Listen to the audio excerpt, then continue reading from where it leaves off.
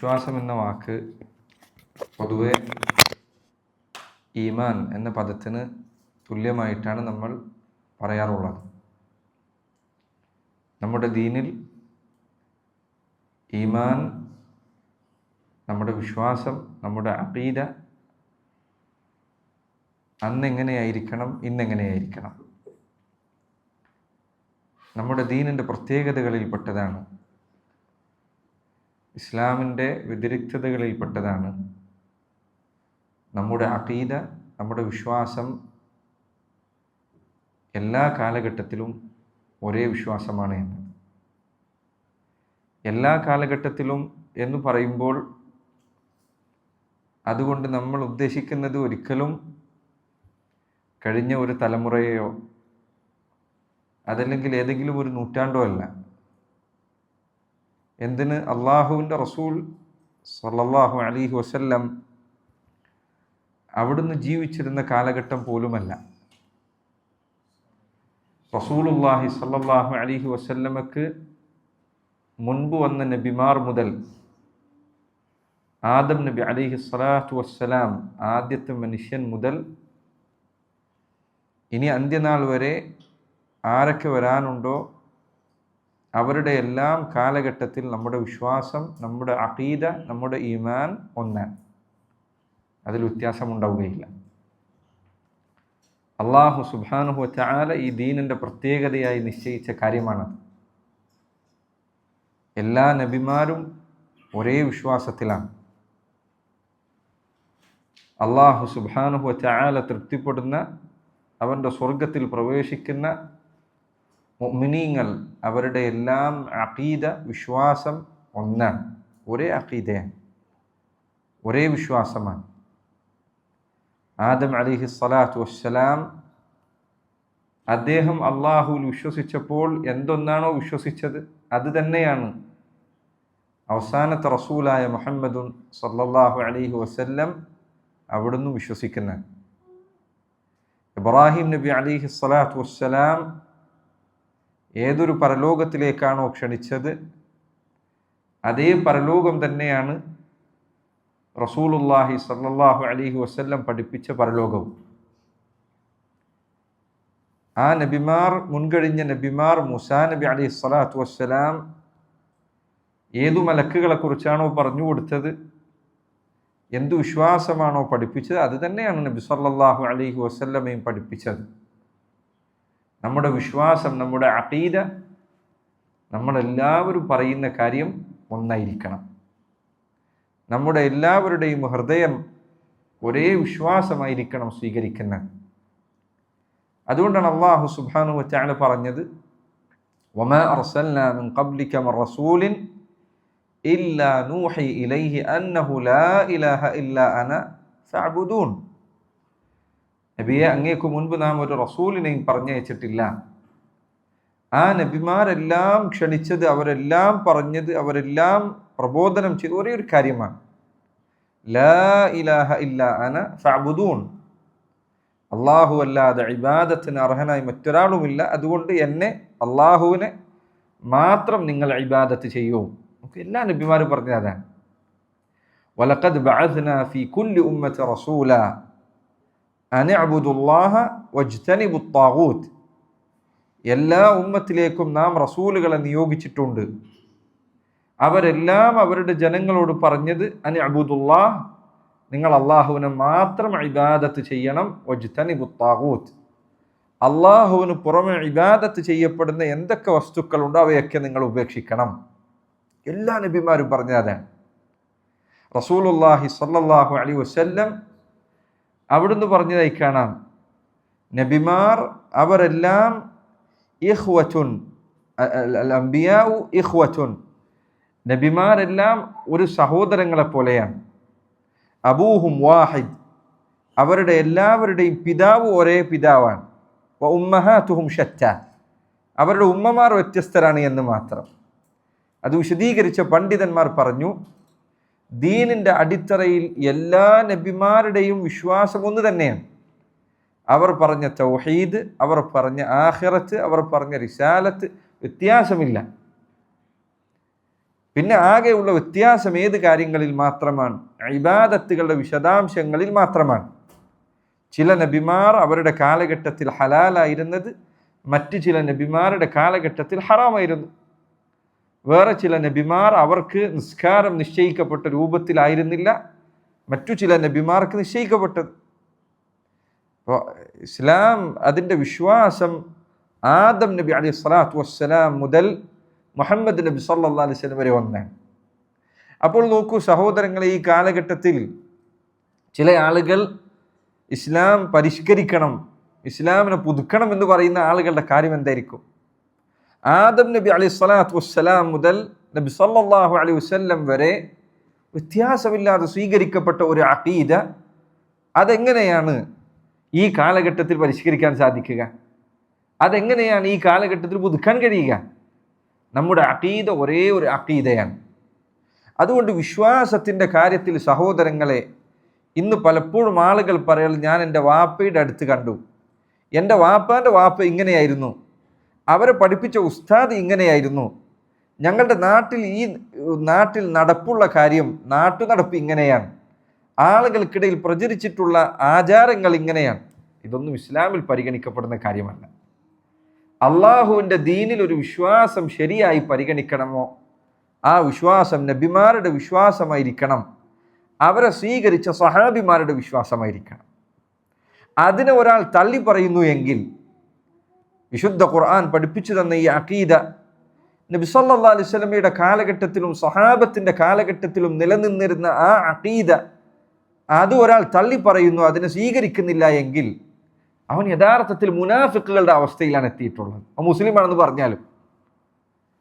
റസൂലുള്ളാഹി സല്ലല്ലാഹു അലൈഹി വസല്ലമയോടൊപ്പം ഉണ്ടായിരുന്ന സഹാബിമാർ, അവരുടെ അഖീദയാണ് നമ്മൾ സ്വീകരിക്കുന്നത്, നമ്മുടെ വിശ്വാസം അതായിരിക്കണം. ഖുർആനിൽ എത്രയധികം ആയത്തുകളിൽ അതുണ്ട്.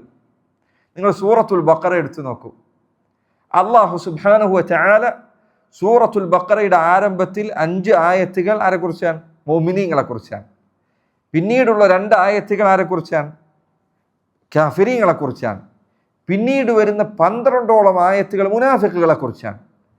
ആ ആയത്തുകളിൽ അല്ലാഹു സുബ്ഹാനഹു വ തആല പറയുന്നു, വഇദാ ഖീല ലഹും ആമിനൂ കമാ ആമന الناس ഖാലൂ അനുമിനു കമാ ആമന السفهاء അലാ ഇന്നഹും ഹുമുസ് സുഫഹാഉ വലാകിൻ ലാ യശ്ഉറൂൻ. അവരോട് പറയുകയാണ്, ആമിനു കമാ ആമന الناس.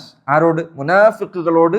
അല്ലാഹു പറയാണ് മുനാഫിക്കുകളോട്, നിങ്ങൾ ഇതാ ഈ ജനങ്ങൾ, ആരാ ഈ ജനങ്ങൾ? ഖുർആൻ അവതരിക്കുന്ന കാലത്തിൽ ആ ജനങ്ങൾ ആരാ? സഹാബിമാരാണ്. നബി സല്ലല്ലാഹു അലൈഹി വസല്ലമയുടെ സഹാബിമാരാണ് അവർ.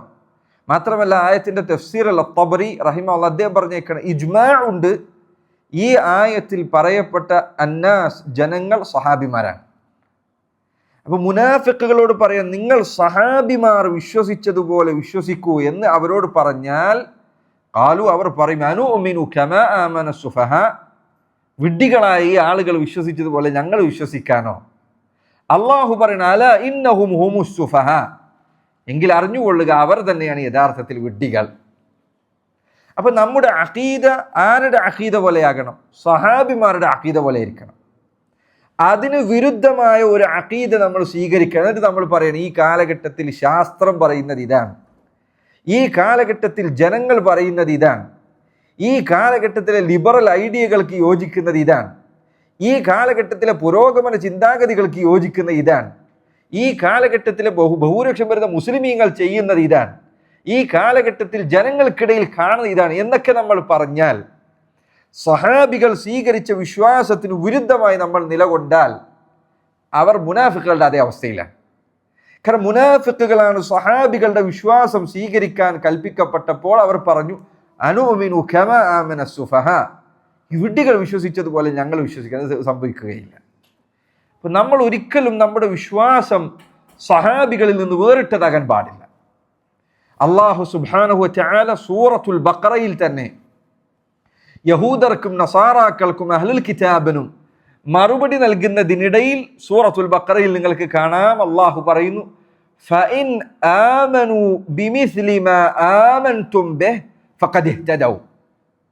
ഫഇൻ ആമനൂ, അവർ വിശ്വസിച്ചാൽ, അതായത് യഹൂദരും നസാറാക്കളും അവർ വിശ്വസിച്ചാൽ, അവർ ഈമാൻ സ്വീകരിച്ചാൽ, എങ്ങനെ ഈമാൻ സ്വീകരിക്കണം? ഫഇൻ ആമനൂ ബിമിസ്ലി മാ ആമൻതും ബിഹി, നിങ്ങൾ വിശ്വസിച്ചതുപോലെ അവരും വിശ്വസിച്ചാൽ ഫഖദ് ഇഹ്തദൗ, അവർ സന്മാർഗത്തിലായി. അപ്പോൾ ഖുർആൻ നേർക്ക് നേരെ പറയാൻ, നിങ്ങളുടെ വിശ്വാസം അഖീദ സ്വഹാബികളുടെ വിശ്വാസം പോലെ ആയിരിക്കണം, അത് വിരുദ്ധമാകാൻ പാടില്ല. അങ്ങനെ വിശ്വസിക്കുക എന്നത്, അങ്ങനെയുള്ള ഈമാൻ നമുക്കുണ്ടാവുക എന്നത് സഹോദരങ്ങളെ എല്ലാ കാലത്തും നിർബന്ധമാണ്. നീ സ്വർഗമാണോ ആഗ്രഹിക്കുന്നത്, നരകത്തിൽ നിന്ന് രക്ഷപ്പെടാനാണോ ആഗ്രഹിക്കുന്നത്, നിനക്ക് സ്വഹാബികളുടെ വിശ്വാസം ഉണ്ടായിരിക്കണം. നമ്മളിപ്പോൾ നിസ്കരിക്കാൻ വന്നത് എന്തിനാണ്? എത്രയോ ആൾക്കാർ പള്ളിയിൽ നിസ്കരിക്കാൻ വരാതിരിക്കുന്നു. എന്തിനാ പള്ളി നിസ്കരിക്കാൻ വന്നത്? സ്വർഗം ലഭിക്കണമെന്ന ആഗ്രഹത്തിലാണ്. എന്തിനാണ് നമ്മൾ നോമ്പ് അനുഷ്ഠിക്കുന്നത്, ഇബാദത്തുകൾ ചെയ്യുന്നത്? സ്വർഗം കിട്ടണമെന്ന ആഗ്രഹത്തിലാണ്. സ്വർഗം നിങ്ങൾക്ക് ആഗ്രഹമുണ്ടോ എങ്കിൽ സ്വഹാബത്തിന്റെ അഖീദയിൽ നിങ്ങളായിരിക്കണം. അള്ളാഹുവിന്റെ റസൂൽ സല്ലല്ലാഹു അലൈഹി വസല്ലം അത് വ്യക്തമായി പറഞ്ഞിട്ടുണ്ട്. അവിടുന്ന് ഒരിക്കൽ പറഞ്ഞു, ഇഫ്തറഖത്തിൽ യഹൂദ് അല 71 മില്ല, ഇഫ്തറഖത്തിൽ നസാറ അല 72 മില്ല. യഹൂദർ അവർ 71 കക്ഷികളായി ഭിന്നിച്ചു. വഫ്തറഖത്തിൽ നസാറ അല 72 മില്ല, നസാറാക്കൾ 72 കക്ഷികളായി ഭിന്നിച്ചു. വസതഫ്തരിഖു ഉമ്മത്തി അല 73 മില്ല, എൻ്റെ ഉമ്മത്ത് 73 കക്ഷികളായി ഭിന്നിക്കുന്നതാണ്. കുല്ലുഹാ ഫിന്നാർ, അതിലെ എല്ലാ കക്ഷികളും നരകത്തിന് അർഹതയുള്ളവരാണ്. ഇല്ലാ വാഹിദ, ഒരൊറ്റ കക്ഷി ഒഴികെ. സഹാബികൾ ചോദിച്ചു, മൻ ഹിയ യാ റസൂലല്ലാഹ്, ഏതാണ് നബിയെ ഈ പറയുന്ന കക്ഷി, വിജയിക്കുന്ന ഒരേ ഒരു വിഭാഗം? നോക്ക്, സ്വർഗമാണ് ആഗ്രഹിക്കുന്നതെങ്കിൽ ഇനി പറയുന്ന വാക്ക് നിങ്ങളുടെ സ്വർഗത്തിലേക്കുള്ള വഴി മനസ്സിലാക്കി തരുന്നതാണ്. നബി സല്ലല്ലാഹു അലൈഹി വസല്ലം പറഞ്ഞു, ഹും മാ അന അലൈഹിൽ യൗമ വഅസ്ഹാബി, അവർ സ്വർഗത്തിൽ പോകുന്ന ആളുകൾ ഞാനും എൻ്റെ സ്വഹാബിമാരും ഇന്ന് ഏതൊരു മാർഗത്തിലാണോ നിൽക്കുന്നത് ആ മാർഗത്തിലുള്ളവരാണ്. അതുകൊണ്ട് എൻ്റെ പ്രിയപ്പെട്ട സഹോദരങ്ങളെ, സ്വർഗം ആഗ്രഹിക്കുന്നു എങ്കിൽ നമ്മുടെ അഖീദ സ്വഹാബികളുടെ അഖീദയോട് എതിരാകാൻ പാടില്ല. നമ്മുടെ വിശ്വാസം സ്വഹാബികളുടെ വിശ്വാസത്തിന് എതിരാകാൻ പാടില്ല. അങ്ങനെ വിശ്വസിച്ചാൽ അതിനാണ് ഏറ്റവും വലിയ പ്രതിഫലമുള്ളത്. പലപ്പോഴും നമ്മളോടിപ്പോൾ ഒരാൾ ചോദിക്കാൻ, ഏറ്റവും നല്ല അമൽ ഏതാണ്, ഏറ്റവും നല്ല സൽക്കർമ്മം ഏതാണ്, ഏറ്റവും പുണ്യം കിട്ടുന്ന കാര്യം ഏതാണ് എന്ന് നമ്മളിൽ പലരോടും ആരെങ്കിലും ചോദിച്ചാൽ നമ്മൾ ചിലപ്പോൾ പറയും ആൾക്കാരെ സഹായിക്കലാണ്, പൈസ കൊടുക്കലാണ്, സദഖ കൊടുക്കലാണ്, നിസ്കരിക്കലാണ്, ദിക്ർ ചൊല്ലലാണ്. ഇതൊക്കെ നമ്മളിൽ പലരും ഉത്തരമായി പറഞ്ഞേക്കാം. അള്ളാഹുവിൻ്റെ റസൂൽ സല്ലല്ലാഹു അലൈഹി വസല്ലം അവിടുത്തോട് ഒരിക്കൽ ഏതാണ് ഏറ്റവും നല്ല പ്രവർത്തനം, ഏറ്റവും നല്ല അമൽ ഏതാണ് എന്ന് നബി സല്ലല്ലാഹു അലൈഹി വസല്ലമയോട് ഒരിക്കൽ ചോദിക്കപ്പെട്ടു. അവിടുന്ന് പറഞ്ഞു, ഈമാനുൻ ബില്ലാഹി വറസൂലിഹി, ഈമാനുൻ ബില്ലാഹി വറസൂലിഹി, അള്ളാഹുവിലും അവൻ്റെ റസൂലിലുമുള്ള വിശ്വാസമാണ്. അത് ഉണ്ടാകുക എന്നത്, അത് ശരിപ്പെടുത്തുക എന്നത്, നമ്മുടെ ഹൃദയം നന്നാക്കുക എന്നത്, നമ്മുടെ അഖീദ ശരിയാക്കുക എന്നത്, അതാണ് സഹോദരങ്ങളെ ഏറ്റവും അടിത്തറ. അതില്ലാതെ നിസ്കരിച്ചിട്ട് കാര്യമില്ല, അതില്ലാതെ നമ്മൾ നോമ്പെടുത്തിട്ട് കാര്യമില്ല. അള്ളാഹു ഖുർആനിൽ പറഞ്ഞതുപോലെ, വലഖദ് ഊഹിയ ഇലൈക വഇലൽ ലദീന മിൻ ഖബ്ലിക ലഇൻ അശ്റക്ത ലയഹ്ബതന്ന അമലുക വലതകൂനന്ന മിനൽ ഖാസിരീൻ. നബിയെ, അങ്ങേക്കും മുൻപുള്ള നബിമാർക്കുമെല്ലാം നാം സന്ദേശം നൽകിയ കാര്യമാണ്, ലഇൻ അശ്റക്ത, നിങ്ങൾ ശിർക്ക് ചെയ്താൽ, നിങ്ങളുടെ വിശ്വാസമില്ലാതെയായാൽ, നിങ്ങൾക്ക് കുഫ്ർ സംഭവിച്ചാൽ, നിങ്ങൾക്ക് ശിർക്ക് സംഭവിച്ചാൽ, നിങ്ങൾക്ക് റിദ്ദത്തുണ്ടായി, നിങ്ങൾ ഇസ്ലാമിൽ നിന്ന് പുറത്തു പോയാൽ, ലയഹ്ബതന്ന അമലുക, നിങ്ങളുടെ പ്രവർത്തനങ്ങളൊക്കെ നിഷ്ഫലമാകും, ഒരു കാര്യം ഉണ്ടാവുകയില്ല. വിശുദ്ധ ഖുർആനിൽ 16ഓളം നബിമാരുടെ പേര് എടുത്തെടുത്ത് പറഞ്ഞുകൊണ്ട് അല്ലാഹു സുബ്ഹാനഹു വ തആല പറഞ്ഞു, വലൗ അശ്റകൂ ലഹബിത അൻഹും മാ കാനൂ യഅമലൂൻ. അവരെങ്ങനെ, ഈ നബിമാർ നോക്കൂ നിങ്ങൾ, നബിമാർ ആരെയാണ് അള്ളാഹു നബിമാരെ സ്വീകരിക്കുക? ഓരോ നാട്ടിലെയും ഏറ്റവും നല്ല ഹൃദയവും പ്രവർത്തനവും ഉള്ള ആൾക്കാരെയാണ് നബിമാരായി സ്വീകരിക്കുക. അവരുടെ പേര് എടുത്തെടുത്ത് പറഞ്ഞിട്ട് അള്ളാഹു പറയാൻ, വലൗ അശ്റകൂ, അവരെങ്ങാനും ശിർക്ക് ചെയ്തിരുന്നെങ്കിൽ, അവരെങ്ങാനും വിശ്വാസമില്ലാത്തവരായി പോയെങ്കിൽ, ലഹബിത അൻഹും മാ കാനൂ യഅമലൂൻ, അവർ പ്രവർത്തിച്ചിരുന്നതൊക്കെ ബാത്തിലാകും. അവർ ചെയ്തുകൊണ്ടിരുന്ന സൽക്കർമ്മങ്ങളെല്ലാം നിഷ്ഫലമാണ്. അതുകൊണ്ട് സഹോദര, വിശ്വാസം ശരിപ്പെടുത്തുന്നത് ശ്രദ്ധിക്കുക. വിശ്വാസത്തിൻ്റെ നമ്മുടെ അഖീദ എന്താണ്? പല ആളുകളും അമൽ ശ്രദ്ധിക്കും, നിസ്കാരം ശ്രദ്ധിക്കും, മറ്റു സൽക്കർമ്മ, പക്ഷേ നമ്മുടെ വിശ്വാസം എന്താണ്? അത് പാളിപ്പോയി കഴിഞ്ഞാൽ നമ്മുടെ അമല് എല്ലാം തകർന്നു പോകാൻ അത് മതി. വിശ്വാസമാണ് അടിത്തറ എന്ന് പറയുന്നത്. അതിന് മുകളിലല്ല അമലുകൾ ഉള്ളത് എങ്കിൽ എത്ര അമൽ ചെയ്തിട്ടും കാര്യമില്ല, എന്തെല്ലാം സൽക്കർമ്മങ്ങൾ പ്രവർത്തിച്ചിട്ടും കാര്യമില്ല, അള്ളാഹു സ്വീകരിക്കുകയില്ല. ഈ കാര്യം ഖുർആനിൽ സൂറത്തുൽ ബഖറയിൽ അള്ളാഹു പറഞ്ഞിട്ടുണ്ട്. ലൈസൽ ബിർ അൻ തുവല്ലു വുജൂഹകും ഖിബലൽ മശ്രിഖി വൽ മഗ്രിബ്, നിങ്ങൾ കിഴക്കോട്ടോ പടിഞ്ഞാറോട്ടോ മുഖം തിരിഞ്ഞ് നിസ്കരിക്കുന്നു എന്നതിലല്ല കാര്യമുള്ളത്. വലാകിന്നൽ ബിർറ മൻ ആമൻ, എന്നാൽ ഒരു കാര്യം പുണ്യമായി മാറുന്നത് വിശ്വാസമുണ്ടാകുമ്പോഴാണ്.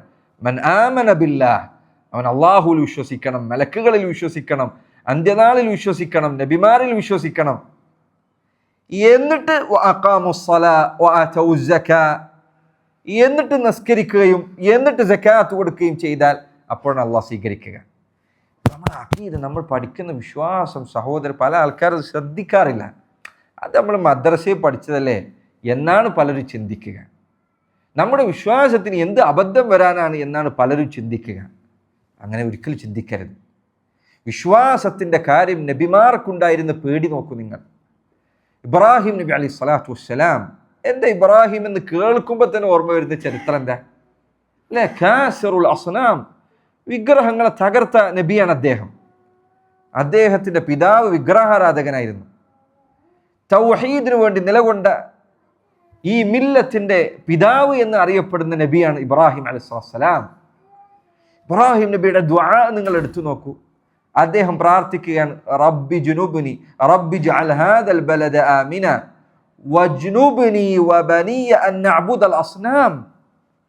വജ്നുബ്നി, അല്ലാഹുവേ നീ എന്നെ കാത്തു രക്ഷിക്കണേ, വബനിയ, എൻ്റെ മക്കളെ നീ കാത്തു രക്ഷിക്കണേ. എന്തിൽ നിന്ന് കാക്കണേന? അറിയാതെ എങ്ങാനും ശിർക്ക് പറ്റിപ്പോകുന്നത്, അറിയാതെ എങ്ങാനും ഞാൻ എന്തെങ്കിലും അബദ്ധം ചെയ്തു പോകുന്നത് എന്നാണോ? അല്ല. അൻ നഅബുദൽ അസ്നാം, വിഗ്രഹങ്ങളെ ആരാധിക്കുന്ന സ്ഥിതിയിലേക്ക് എത്തിപ്പോകുന്നതിൽ നിന്ന് അല്ലാഹുവേ നീ എന്നെ എൻ്റെ മക്കളെയും കാക്കണേ. ഈ ആയത്തിന്റെ വിശദീകരണത്തിൽ ഇബ്രാഹിം അൻ-നഖഈ അദ്ദേഹം പറഞ്ഞതായി കാണാം, ഫമൻ യഅമനുൽ ബലാഅ ബഅദ ഇബ്രാഹിം. ഇബ്രാഹിമിന് തൻ്റെ വിശ്വാസം നഷ്ടപ്പെട്ടു പോകുമെന്ന പേടിയുണ്ടെങ്കിൽ ഫമൻ യഅമൻ, പിന്നെ ആർക്കാണ് നിർഭയത്വമുള്ളത്? ആർക്കാണ് ഈ പേടി ഇല്ലാതിരിക്കുക? പക്ഷേ നമ്മളിതേക്കുറിച്ച് പേടിക്കാറുണ്ടോ? ഇസ്ലാമിൽ തന്നെ ആയിക്കൊണ്ട് മരിക്കാൻ, വിശ്വാസം നഷ്ടപ്പെടാത്ത അവസ്ഥയിൽ ജീവിതം നയിക്കാൻ, മുഅ്മിനായിക്കൊണ്ട് മരിക്കാൻ, ജുമഅയിൽ കേൾക്കുന്ന ആയത്തല്ലേ അത്? യാ അയ്യുഹല്ലദീന ആമനു ഇത്തഖുല്ലാഹ ഹഖ്ക തുഖാതിഹി, അലൈക്കും അസ്സലാം വറഹ്മത്തുള്ളാഹി, ഇത്തഖുല്ലാഹ ഹഖ്ക തുഖാതിഹി വലാ തമൂതുന്ന ഇല്ലാ വഅൻതും മുസ്ലിമൂൻ. ആ ആയത്ത് നമ്മൾ നിരന്തരം കേൾക്കുന്ന ആയത്താണ്. മുഅ്മിനീങ്ങളെ, നിങ്ങൾ അല്ലാഹുവിനെ സൂക്ഷിക്കണം. വലാ തമൂതുന്ന, നിങ്ങൾ മരിച്ചു പോകരുത്. നിങ്ങൾക്ക് അറബി ഭാഷാ നിയമങ്ങൾ പഠിച്ചാൽ മനസ്സിലാവും. വലാ തമൂതു എന്നാണ് പറയേണ്ടത്. ശരിക്കും സാധാരണ അങ്ങനെ പറയാം. പക്ഷെ അവിടെ അള്ളാഹു അങ്ങനെയല്ലേ പറഞ്ഞത്? വലാ തമൂതുന്ന, ആ അവസാനത്തിലെ നൂന് ഉറപ്പായും ഒരിക്കലും ഒരു കാരണവശാലും എന്തു വന്നാലും എന്നാണ് അതിൻ്റെ അർത്ഥം. വലാ തമൂതുന്ന, നിങ്ങൾ മരിക്കരുത്. നോക്ക് ആ പ്രയോഗം, സുബ്ഹാനല്ലാഹ്. നിങ്ങൾ മുസ്ലിമായി മരിക്കണേ എന്നല്ല പറഞ്ഞത്, മറിച്ച് നിങ്ങൾ മരിക്കാൻ പാടില്ല. വലാ തമൂതുന്ന ഇല്ലാ വഅൻതും മുസ്ലിമൂൻ, മുസ്ലിമായിട്ടല്ലേ ഉള്ളത് എങ്കിൽ മരിക്കരുത്. മരിക്കാതിരിക്കാൻ നമുക്ക് സാധിക്കുമോ? നമ്മൾ പറയുന്ന സമയത്താണോ മരണം വന്നെത്താ? നമ്മൾ ആഗ്രഹിക്കുമ്പോഴാണോ മരിക്കാനല്ല. മരണം അള്ളാഹ് ഉദ്ദേശിക്കുമ്പോൾ സംഭവിക്കും. പക്ഷെ അള്ളാഹ് പ്രയോഗിച്ച പ്രയോഗം നോക്കൂ, വലാ തമൂതുന്ന, മരിച്ചു പോകരുത്. ഇല്ലാ വഅൻതും മുസ്ലിമൂൻ, മുസ്ലിമായിട്ടല്ലാതെ മരിക്കരുത്. എത്ര ഗൗരവമുള്ള കാര്യമാണ് നമ്മുടെ അഖീദ സംരക്ഷിക്കുക എന്നത്, നമ്മുടെ വിശ്വാസത്തിൻ്റെ കാര്യം ശ്രദ്ധിക്കുക എന്നത്. അള്ളാഹുവിൻ്റെ റസൂൽ സല്ലല്ലാഹു അലൈഹി വസല്ലം നബിയാണ്. അവിടുന്ന് ഖാതമുൻ നബിയീൻ വ ഇമാമുൽ മുർസലീൻ വ സയ്യിദു വലദി ആദം. ആദം സന്തതികളുടെ നേതാവ്, നബിമാരുടെയും റസൂലുകളുടെയും തലവൻ. നബി സല്ലല്ലാഹു അലൈഹി വസല്ലമയെ കുറിച്ച് ഉമ്മു സലമ റളിയല്ലാഹു അൻഹ അവർ പറയാൻ വകാന അക്സറു ദുആഇഹി സല്ലല്ലാഹു അലൈഹി വസല്ലം, നബി സല്ലല്ലാഹു അലൈഹി വസല്ലം ഏറ്റവും അധികം പ്രാർത്ഥിച്ചിരുന്നത്, അവിടുത്തെ ഏറ്റവും അധികമുള്ള ദുആ അല്ലാഹുമ്മ യാ മുഖല്ലിബൽ ഖുലൂബ് സബ്ബിത് ഖൽബി അലാ ദീനിക എന്ന പ്രാർത്ഥനയായിരുന്നു. അല്ലാഹുവേ, ഹൃദയങ്ങളെ മാറ്റിമറിക്കുന്ന റബ്ബേ, എൻ്റെ ഹൃദയത്തെ നീ നിന്റെ ദീനിൽ ഉറപ്പിച്ചു നിർത്തണേ എന്നതാണ്. അതുകൊണ്ട് സഹോദര, തൗഹീദ് ഉള്ളവരോട് ഞാൻ ആദ്യം പറയട്ടെ, തൗഹീദ് മനസ്സിലാക്കാൻ അള്ളാഹു തൗഫീഖ് നൽകിയവരോട് ഞാൻ ആദ്യം പറയട്ടെ, നിങ്ങളുടെ അഖീദ നിങ്ങൾ ശ്രദ്ധിക്കണം. നിങ്ങളുടെ വിശ്വാസം അറിയാതെ ചോർന്നു പോകുന്നത് നിങ്ങൾ ശ്രദ്ധിക്കണം. നിങ്ങളുടെ ഈമാനിന് തകർച്ചയുണ്ടാകുന്നതിന് നിങ്ങൾ കരുതിയിരിക്കണം, പേടിക്കണം. മറ്റ് ഏത് കാര്യത്തെക്കാളും ഭയക്കേണ്ടത് അതിനെയാണ്. പ്രത്യേകിച്ച് ഈ കാലഘട്ടത്തിൽ പല ആളുകൾ, പഠിച്ച ആളുകൾ വരെ നിരീശ്വര നിർമ്മത പ്രസ്ഥാനങ്ങളിലേക്ക് പോവാണ്. ദീന് തന്നെ ഉപേക്ഷിക്കാൻ, നിസ്കരിക്കാൻ ഉണ്ടായിരുന്ന ആളെ പിന്നെ നിസ്കരിക്കാൻ കാണുന്നില്ല, പള്ളിയിലുണ്ടായിരുന്ന ആളെ പിന്നെ പള്ളിയിലേക്ക് കാണാനില്ല. എത്ര ആളുകളാണ് ഒരു പകൽ മാറി രാത്രിയാകുമ്പോഴത്തേക്ക് ദീനിൽ നിന്ന് തെന്നിപ്പോയത്. അള്ളാഹുവിൻ്റെ റസൂൽ സല്ലല്ലാഹു അലൈഹി വസല്ലം താക്കീത് നൽകിയ കാര്യമാണത്. നബി സല്ലല്ലാഹു അലൈഹി വസല്ലം പറഞ്ഞു, ബാദിറു ബിൽ അമാൽ ഫിതനൻ കഖിതഇ ലൈലിൽ മുദ്ലിം. കട്ട പിടിച്ച ഇരുട്ടുള്ള രാത്രി പോലെ ഫിത്നകൾ, കുഴപ്പങ്ങൾ, പരീക്ഷണങ്ങൾ വന്നെത്തുന്നതിന് മുൻപ് നിങ്ങൾ സൽക്കർമ്മങ്ങളുമായി മുന്നേറുക. എന്നിട്ട് നബി സല്ലല്ലാഹു അലൈഹി വസല്ലം പറഞ്ഞു, യുസ്ബിഹു റജുലു മുഅ്മിനൻ വയുംസി കാഫിറൻ. ഒരു മനുഷ്യൻ ആ ദിവസങ്ങൾ വന്നെത്തിയാൽ പകലിലേക്ക് പ്രവേശിക്കുമ്പോൾ മുഅ്മിനായിരിക്കും, രാവിലെ അവൻ സുബഹിസ്കരിക്കാനുണ്ടാവും. വയുംസി കാഫിറൻ, വൈകുന്നേരമാകുമ്പോൾ കാഫിറായിട്ടുണ്ടാവും. വയുംസി മുഅ്മിനൻ വയുസ്ബിഹു കാഫിറൻ, വൈകുന്നേരത്തിൽ മുഅ്മിനായിരുന്നു, രാവിലെ ആകുമ്പോൾ കാഫിറായിട്ടുണ്ടാകും. ലാ ഇലാഹ ഇല്ലല്ലാഹ്, ലാ ഇലാഹ ഇല്ലല്ലാഹ്. അതുകൊണ്ട് അങ്ങേറ്റം പേടിക്കേണ്ട കാര്യമാണിത്. ആൾ പെട്ടെന്ന് മാറിപ്പോവുക എന്നുള്ളത്, വിശ്വാസം കയ്യിൽ നിന്ന് പെട്ടെന്ന് നഷ്ടമായി പോവുക എന്ന്, അത് വ്യാപകമായി നടന്നുകൊണ്ടിരിക്കുന്ന ഒരു കാലഘട്ടമാണിത്. നമ്മുടെ വിശ്വാസത്തെക്കുറിച്ച്, നമ്മുടെ ഈമാനിനെ കുറിച്ച് നമുക്ക് പേടിയുണ്ടായിരിക്കണം. ഒന്ന് ചിന്തിച്ചു നോക്കൂ, ഈ മസ്ജിദിൽ അള്ളാഹുവിൻ്റെ കലാം പാരായണം ചെയ്തിരിക്കുന്ന അവസ്ഥയിൽ നിന്ന് നിന്നെ എടുത്തു നീക്കുകയും ഏതെങ്കിലും ഒരു വിഗ്രഹത്തിന് മുൻപിൽ സുജൂദ് ചെയ്യുന്ന അവസ്ഥയിലേക്ക് നിന്നെ എത്തിക്കാനും അള്ളാഹുവിന് സാധിക്കുന്നതാണ്. അവിടെ ഈമാൻ ഹൃദയത്തിൽ ഉണ്ടാകുക എന്നത് റബ്ബ് നൽകുന്ന തൗഫീഖാണ്. അള്ളാഹുവിനോട് അതിന് ശുക്ർ നൽകുക, നന്ദി കാണിക്കുക, മനസ്സിലെപ്പോഴും പേടി ഉണ്ടായിരിക്കുക. അള്ളാഹു നൽകിയ ഈ ഹിദായത്ത് അതിനോട് വിലയുള്ളവരാകുക. റസൂലുള്ളാഹി സ്വല്ലല്ലാഹു അലൈഹി വസല്ലം പറഞ്ഞു, സലാസുൻ മൻ കുന്ന ഫീഹി വജദ ബിഹിന്ന ഹലാവത്തൽ ഈമാൻ. 3 കാര്യം ഒരാളിൽ ഉണ്ടെങ്കിൽ അയാൾക്ക് ഈമാനിൻ്റെ മധുരം ആസ്വദിക്കാൻ കഴിയുന്നുണ്ട്. നിങ്ങൾ പരിശോധിക്കുക. അത് അവസാനം 3-ാമത്തെ കാര്യം, 3 കാര്യം പറയുന്നില്ല. 3-ാമത്തെ കാര്യം നബി സല്ലല്ലാഹു അലൈഹി വസല്ലം പറഞ്ഞു, വഅൻ യക്റഹ അൻ യഊദ ഇലൽ കുഫർ കമാ യക്റഹു അൻ യുഖ്ദഫ ഫിന്നാർ. ഒരു മനുഷ്യൻ ഈമാൻ ലഭിച്ചതിന് ശേഷം കുഫറിലേക്ക് പോകുന്നത്, അല്ലാഹു അല്ലാത്തൊരു ദുആ ചെയ്യുന്ന, അല്ലാഹു അല്ലാത്തൊരു പ്രാർത്ഥിക്കുന്ന, അല്ലാഹു അല്ലാത്തവർക്കും സുജൂദ് ചെയ്യുന്ന, ഇസ്ലാം സത്യമല്ല എന്ന് വിശ്വസിക്കുന്ന ആ സ്ഥിതിയിലേക്ക് ഒരാൾ വീണു പോകുന്നത് അവന് പേടിയും ഭയവും വെറുപ്പും ഉണ്ടായിരിക്കുക. ഏതുപോലെ? കമാ യക്റഹു അൻ യുഖ്ദഫ ഫിന്നാർ. അവനെ പിടിച്ച് തീയിലേക്ക് കൊണ്ടുപോയിടുന്നത് അവൻ എത്ര പേടിക്കുന്നു അതുപോലെ അവൻ്റെ മനസ്സിൽ അതിനോട് പേടി ഉണ്ടായിരിക്കും. അവനവന് ചിന്തിച്ചു നോക്കുക, ആലോചിച്ചു നോക്കുക, എനിക്ക് ഈ പേടിയുണ്ടോ എന്നുള്ളത്.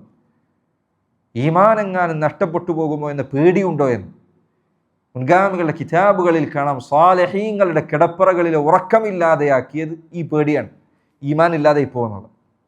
വിശ്വാസം കയ്യിൽ നിന്ന് നഷ്ടപ്പെട്ടു പോകുമോ എന്ന്. അങ്ങനെ നഷ്ടപ്പെട്ടു പോയ ആളുകൾ ധാരാളമുണ്ട്. വലിയ വലിയ സൽക്കർമ്മങ്ങൾ പ്രവർത്തിച്ചവർ അവസാന കാലത്തിപ്പോൾ ആകെ തകിടം മറിഞ്ഞിട്ടുണ്ട്. അള്ളാഹു കാത്തുരക്ഷിക്കുമാറാകട്ടെ. ഈമാൻ അള്ളാഹുവിൽ നിന്നുള്ള തൗഫീഖാണ്. നമ്മുടെ വിശ്വാസം സഹോദരങ്ങളെ, അത് ശരിയായ വിധത്തിലാണോ എന്ന പരിശോധന നമുക്ക് എപ്പോഴും ഉണ്ടായിരിക്കണം. ശരി, എന്താണ് വിശ്വാസം എന്ന് നമ്മൾ മലയാളത്തിൽ പറയാറുണ്ട്. ഈമാൻ എന്നാണ് അതുകൊണ്ട് നമ്മൾ അർത്ഥമാക്കുന്നത്. ഖുർആനിൽ പലയിടത്തും ഈമാനിനെ കുറിച്ച് പരാമർശമുണ്ട്. എന്താണ് ഈമാൻ? ഈമാൻ എന്നാൽ അഹ്ലുസുന്നത്തി വൽ ജമാഅത്തിന്റെ അഖീദയിൽ 5 അടിത്തറകൾ ഉൾക്കൊള്ളുന്ന കാര്യമാണ്. ഈ 5 അടിത്തറകൾ ഈമാനിന്റെ ഭാഗമാണ്. പലപ്പോഴും മലയാളത്തിൽ ഈ വിശ്വാസം എന്ന പദം പറയുന്നത് കൊണ്ട് ചിലർക്കെങ്കിലും ഈ പറഞ്ഞ അർത്ഥങ്ങളെല്ലാം മനസ്സിൽ വരാറില്ല. 5 കാര്യം ഇതാണ് ഈമാൻ. 1, അൽ ഈമാനു ഖൗലുൻ വഅമലുൻ വഅ്തിഖാദുൻ യസീദു വയൻഖുസ്. 5 കാര്യം. ഇത് ഒരാൾ പഠിച്ചാൽ, ഇതൊരാൾ മനസ്സിലാക്കിയാൽ അഹ്ലുസുന്നത്തി വൽ ജമാഅ അവരുടെ അഖീദ ഈമാൻ എന്താണ് എന്ന കാര്യത്തിൽ അവൻ പഠിച്ചിരിക്കുന്നു. അൽ ഈമാനു ഖൗലുൻ വഅമലുൻ വഅ്തിഖാദുൻ യസീദു വയൻഖുസ്. 5 കാര്യം. ഒന്നാമത്തെ കാര്യം അൽ ഈമാനു ഖൗലുൻ. ഈമാൻ എന്നാൽ, വിശ്വാസം എന്നാൽ, ഒന്നാമത്തെ കാര്യം നിന്റെ വിശ്വാസം നീ നാവുകൊണ്ട് ഏറ്റുപറയലാണ്. ആദ്യത്തെ കാര്യമാണ്, ഒന്നാമത്തെ കാര്യം. അള്ളാഹുവിൻ്റെ റസൂൽ സല്ലല്ലാഹു അലൈഹി വസല്ലം പറഞ്ഞു, നമ്മൾ ചെറുപ്പം മുതലേ കേൾക്കുന്ന ഹദീസാണത്, മൻ അൽ ഈമാനു ബിദ്ഉൻ വസബ്ഊന ശുഅബ. ഈമാൻ 70 പരം ശാഖകളുണ്ട്. അഅലാഹ, അതിൻ്റെ ഏറ്റവും ഉന്നതിയിലുള്ള ശാഖ ഏതാണ്? ഖൗലു ലാ ഇലാഹ ഇല്ലല്ലാഹ്. ഈമാനിൻ്റെ ഏറ്റവും മുകളിലുള്ള ശാഖ ലാ ഇലാഹ ഇല്ലല്ലാഹ് എന്ന് പറയലാണ്. ഒരാൾക്ക് ഈമാൻ ഉണ്ടാകണമോ അയാൾക്ക് ആദ്യം വേണ്ട കാര്യം അയാൾ ഈ ഈമാൻ ഏറ്റുപറയാന്നുള്ളതാണ്. ഒരാൾ മുസ്ലിം ആകണമെങ്കിൽ ആദ്യത്തെ നിബന്ധനയാണ്. നമ്മുടെ പണ്ഡിതന്മാർ പറഞ്ഞു, ഒരു മനുഷ്യൻ അയാൾ ഇസ്ലാം ശരിയാണെന്ന് വിശ്വസിക്കുന്നു, പരലോകമുണ്ടെന്ന് വിശ്വസിക്കുന്നു, അള്ളാഹിനോടല്ലാതെ പ്രാർത്ഥിക്കുന്നില്ല, വേണമെങ്കിൽ വിചാരിക്കാൻ നിസ്കരിക്കുക നോമ്പൊക്കെ ചെയ്യുന്നുണ്ട് വിചാരിക്കാം. പക്ഷേ ഇസ്ലാമാണ് ശരിയെന്ന് മനസ്സിലായതിന് ശേഷം ഷഹാദത്ത് കലിമ ഉച്ചരിക്കേണ്ട അവസരമുണ്ടായിട്ട് അയാൾ അത് നാവ് കൊണ്ട് ഉച്ചരിച്ചിട്ടില്ലെങ്കിൽ അൽ കാഫിറാണ്. ഇജ്മാഅൻ, പണ്ഡിതമക്കൾ അപ്രത്യാസമല്ലത്. അതായത് മുസ്ലിം അല്ലാതെ ജീവിച്ച ഒരാൾ, മറ്റേതൊരു മതത്തിലുണ്ടായിരുന്ന ഒരാൾ അൽ ഇസ്ലാം ശരിയാണെന്നൊക്കെ മനസ്സിലാക്കി, പരലോകം ശരിയാണ്, നിസ്കാരം തുടങ്ങിയെന്ന് വരെ വിചാരിക്കണം, ഉണ്ടാവില്ല. പക്ഷെ എന്താ ഉദാഹരണത്തിന് പറയാം, എല്ലാം അയാൾ ചെയ്യുന്നുണ്ട്, പക്ഷേ ലാ ഇലാഹ ഇല്ലല്ലാഹ് പറയാൻ റെഡിയല്ല. അയാൾക്ക് പറയാൻ നാവിന് കുഴപ്പമൊന്നുമില്ല, എന്നിട്ടും അയാൾ അത് പറയുന്നില്ലെങ്കിൽ അൽ കാഫിറാണ്. ഇജ്മാ ഉണ്ട് എന്നാണ്, അഭിപ്രായത്തിലത്. ലാ ഇലാഹ ഇല്ലല്ലാഹ് പറയൽ നിർബന്ധമാണ്. അതിനെ നിഷേധിച്ച ചില ആളുകളുണ്ട്, പഴയ കാലത്ത് പഴച്ച കക്ഷികൾ, ജഹ്മിയാക്കൾ. അവർ പറഞ്ഞില്ല അങ്ങനെ പറയണമെന്നില്ല, മനസ്സിൽ വിശ്വാസം ഉണ്ടായാൽ പറ്റും പറഞ്ഞ ആൾക്കാരുണ്ട്. പക്ഷെ ലാ ഇലാഹ ഇല്ലല്ലാഹ് എന്ന് പറഞ്ഞിരിക്കണം. ഞാൻ എന്തിനാ ഇത് പറയുന്നത്? ഇത് പ്രത്യേകം പറയാൻ വേറെ കാരണം കൂടിയുണ്ട്. ഇന്ന് കാലഘട്ടത്തിൽ ജനങ്ങൾക്കിടയിൽ ഈ ജഹ്മികളുടെ അഖീദ, ഈ പഴച്ച വിശ്വാസം, അത് വേറെ രൂപത്തിൽ ഇന്ന് പ്രകടമായിട്ടുണ്ട്. ആളുകൾ ചിലർ പറയുന്നത് കാണാം, മതം ഏതായാലും കുഴപ്പമൊന്നുമില്ല, ആൾ നന്നായി മതി. അത് ഇസ്ലാമിലില്ല. ആൾ നന്നായാൽ അതിൻ്റെ ഭാഗമാണ് അയാൾ മുസ്ലിം ആയിരിക്കണം. അള്ളാഹിൻ്റെ അടുത്ത് സ്വീകരിക്കണമെങ്കിൽ ദുനിയാവിൽ അയാൾ നല്ല മനുഷ്യനാണ്, നല്ല കാര്യം, നല്ല കാര്യം തന്നെ. അള്ളാഹു അത് സ്വീകരിക്കണമോ മുസ്ലിം ആയിരിക്കണം. ലാ ഇലാഹ ഇല്ലല്ലാഹ് എന്ന് പറയണം. അഷ്ഹദു അല്ലാ ഇലാഹ ഇല്ലല്ലാഹ് വഅഷ്ഹദു അന്ന മുഹമ്മദ റസൂലുള്ളാഹ്. ഇത് പറയാതെ ഒരാളുടെ ദീൻ സ്വീകരിക്കപ്പെടുകയില്ല. ഖേദകരമായ കാര്യം, ഇതൊന്നും പറയുകയോ പഠിപ്പിക്കുകയോ ചെയ്യേണ്ട ഒരു അവസ്ഥ പണ്ട് കാലത്ത് ഇല്ലായിരുന്നു. ഇന്ന് അതും പറയേണ്ട അവസ്ഥയാണ്. കാരണം ആളുകൾക്ക് ഇതിലും സംശയം തുടങ്ങി. ഇന്ന് ആൾക്കാർ ചിലർ പറയുന്നത് അങ്ങനെ ഏത് മതത്തിലാകണം എന്നൊന്നുമില്ല, ഏതെങ്കിലും മതത്തിലായാൽ മതി, നീ നല്ലൊരു മനുഷ്യനായി ജീവിച്ചാൽ മതി, പോരാ. അള്ളാഹുവിൻ്റെ അടുക്കൽ സ്വീകരിക്കണോ നീ മുസ്ലിം ആകണം. അഷ്ഹദു അല്ലാ ഇലാഹ ഇല്ലല്ലാഹ് വഅഷ്ഹദു അന്ന മുഹമ്മദ റസൂലുള്ളാഹ് നീ ഉച്ചരിക്കണം. ഇസ്ലാമിലേക്ക് നീ പ്രവേശിക്കണം. ഇല്ല, അള്ളാഹ് സ്വീകരിക്കൂല. അള്ളാഹു പറയാൻ, വമൻ യബ്തഗി ഗൈറൽ ഇസ്ലാമി ദീനൻ ഫലൻ യുഖ്ബല മിൻഹു ഫഹുവ ഫിൽ ആഖിറതി മിനൽ ഖാസിരീൻ. ആരെങ്കിലും ഇസ്ലാം അല്ലാത്ത ഒരു മതം തൻ്റെ വിശ്വാസമായി സ്വീകരിച്ചാൽ അള്ളാഹു അത് അവനിൽ നിന്ന് സ്വീകരിക്കുന്നതല്ല. അപ്പോൾ ഒരാളുടെ വിശ്വാസം ശരിയാകണമെങ്കിൽ അവൻ്റെ ഈമാനിൻ്റെ ഒന്നാമത്തെ ഭാഗമാണ് അൽ ഈമാനു ഖൗലുൻ, പറഞ്ഞിരിക്കണം. പറയാത്ത ഒരാൾ മുസ്ലിം ആവുകയില്ല. പറയാത്ത ഒരാളുടെ വാക്ക് അള്ളാഹു സ്വീകരിക്കുകയില്ല. മാത്രമല്ല ചില പണ്ഡിതന്മാർ പറഞ്ഞു, ഈമാനിൻ്റെ ഭാഗമായ ഈ പറച്ചിൽ ലാ ഇലാഹ ഇല്ലല്ലാഹ് പറയുക എന്നത് അത് അവ്വലു വാജിബാണ്, ആഖിറു വാജിബാണ്. അവ്വൽ വാജിബ് എന്ന് പറഞ്ഞാൽ ആദ്യത്തെ നിർബന്ധ കാര്യമാണ്. ഒന്നാമത്തെ നിർബന്ധ ബാധ്യത എന്താ? ലാ ഇലാഹ ഇല്ലല്ലാഹ് പറയല, ഒന്നാമത്തെ കാര്യം. അതുകൊണ്ടാണ് നബിമാരെ ഇത് പറഞ്ഞുകൊണ്ട് അയച്ചത്. വമാ അർസൽനാ മിൻ ഖബ്ലിക മിൻ റസൂലിൻ ഇല്ലാ നൂഹി ഇലൈഹി അന്നഹു ലാ ഇലാഹ ഇല്ലാ അന ഫഅ്ബുദൂൻ. ഒരു നബിയെയും ഞാൻ പറഞ്ഞയച്ചിട്ടില്ല ലാ ഇലാഹ ഇല്ലല്ലാഹ് പറഞ്ഞു കൊടുത്തിട്ടല്ലാതെ. നബി സല്ലല്ലാഹു അലൈഹി വസല്ലം മുആദ് ഇബ്നു ജബൽ റളിയല്ലാഹു അൻഹുവിനെ യമനിലേക്ക് പറഞ്ഞയക്കുമ്പോൾ അദ്ദേഹത്തോട് പറഞ്ഞു കൊടുക്കാൻ, യാ മുആദ് ഇന്നക തഅതി ഖൗമൻ മിൻ അഹ്ലിൽ കിതാബ്. അല്ല മുആദ്, നീ പോകുന്നത് യമനിലേക്കാണ്, അവിടെയുള്ളത് യഹൂദരായ വേദക്കാരാണ്. ഫലിയകുൻ അവ്വല മാ തദ്ഊഹും ഇലൈഹി ഷഹാദതു അല്ലാ ഇലാഹ ഇല്ലല്ലാഹ് വ അന്നി റസൂലുള്ളാഹ്. അതുകൊണ്ട് നീ അവിടെ പോയാൽ ആദ്യം അവരോട് പറയേണ്ടത്, ആദ്യം അവരെ ക്ഷണിക്കേണ്ടത് ലാ ഇലാഹ ഇല്ലല്ലാഹ് മുഹമ്മദു റസൂലുള്ളാഹ് എന്നത് സാക്ഷ്യം വഹിക്കാനാണ്. ആദ്യം പോയിട്ട് അവരോട് കള്ളുടിക്കരുത്, വ്യഭിചരിക്കരുത്, മോഷണം നടത്തരുത്, നല്ലപോലെ കച്ചവടം നടത്തണം, ഇതല്ല. ആദ്യം പറയാനുള്ളത് ലാ ഇലാഹ ഇല്ലല്ലാഹ്. ആദ്യം പറയാനുള്ളത് അശ്ഹദു അല്ലാ ഇലാഹ ഇല്ലല്ലാഹ് മുഹമ്മദ് റസൂലുള്ളാഹ്.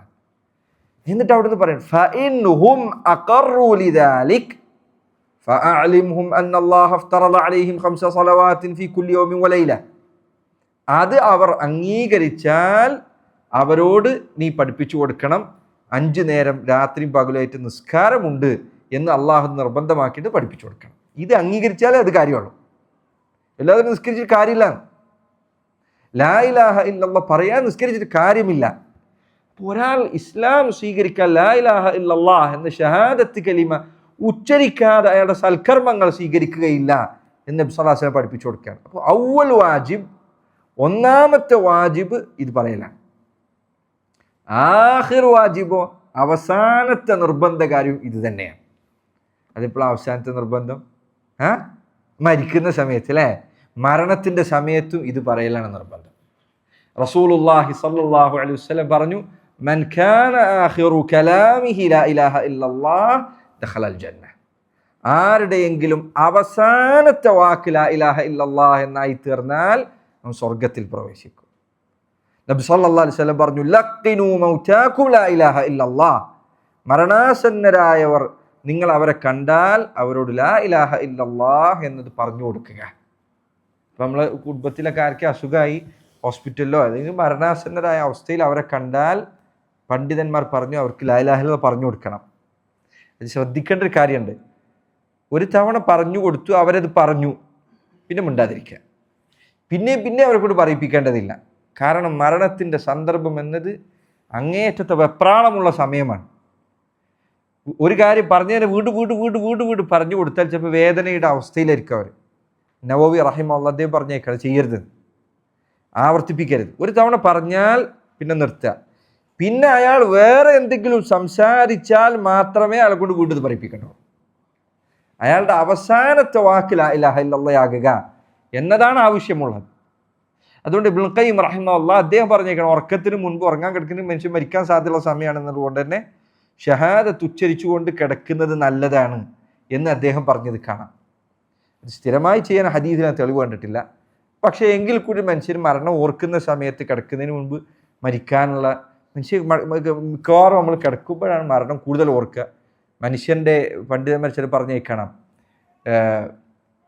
ഉറക്കത്തിൻ്റെ സമയമാണ് മനുഷ്യൻ അവൻ്റെ ചിന്തകൾ ശൂന്യമാക്കിക്കൊണ്ട് കിടക്കുന്ന സമയം.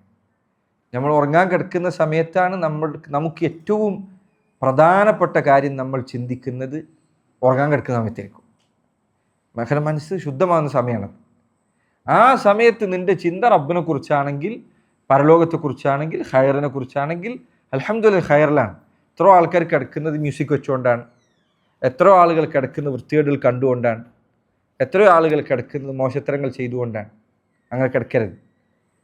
അപ്പോൾ കിടക്കുന്ന സമയത്ത് ഇത് ചെല്ലുന്നത് നല്ലതാണ് എന്ന് ചിലർ പറഞ്ഞേക്കണം. ഞാൻ പറഞ്ഞു വന്നത് അവ്വൽ വാജിബും ആഖിർ വാജിബും ലാ ഇലാഹ ഇല്ലല്ലാഹ് പറയലാണ്.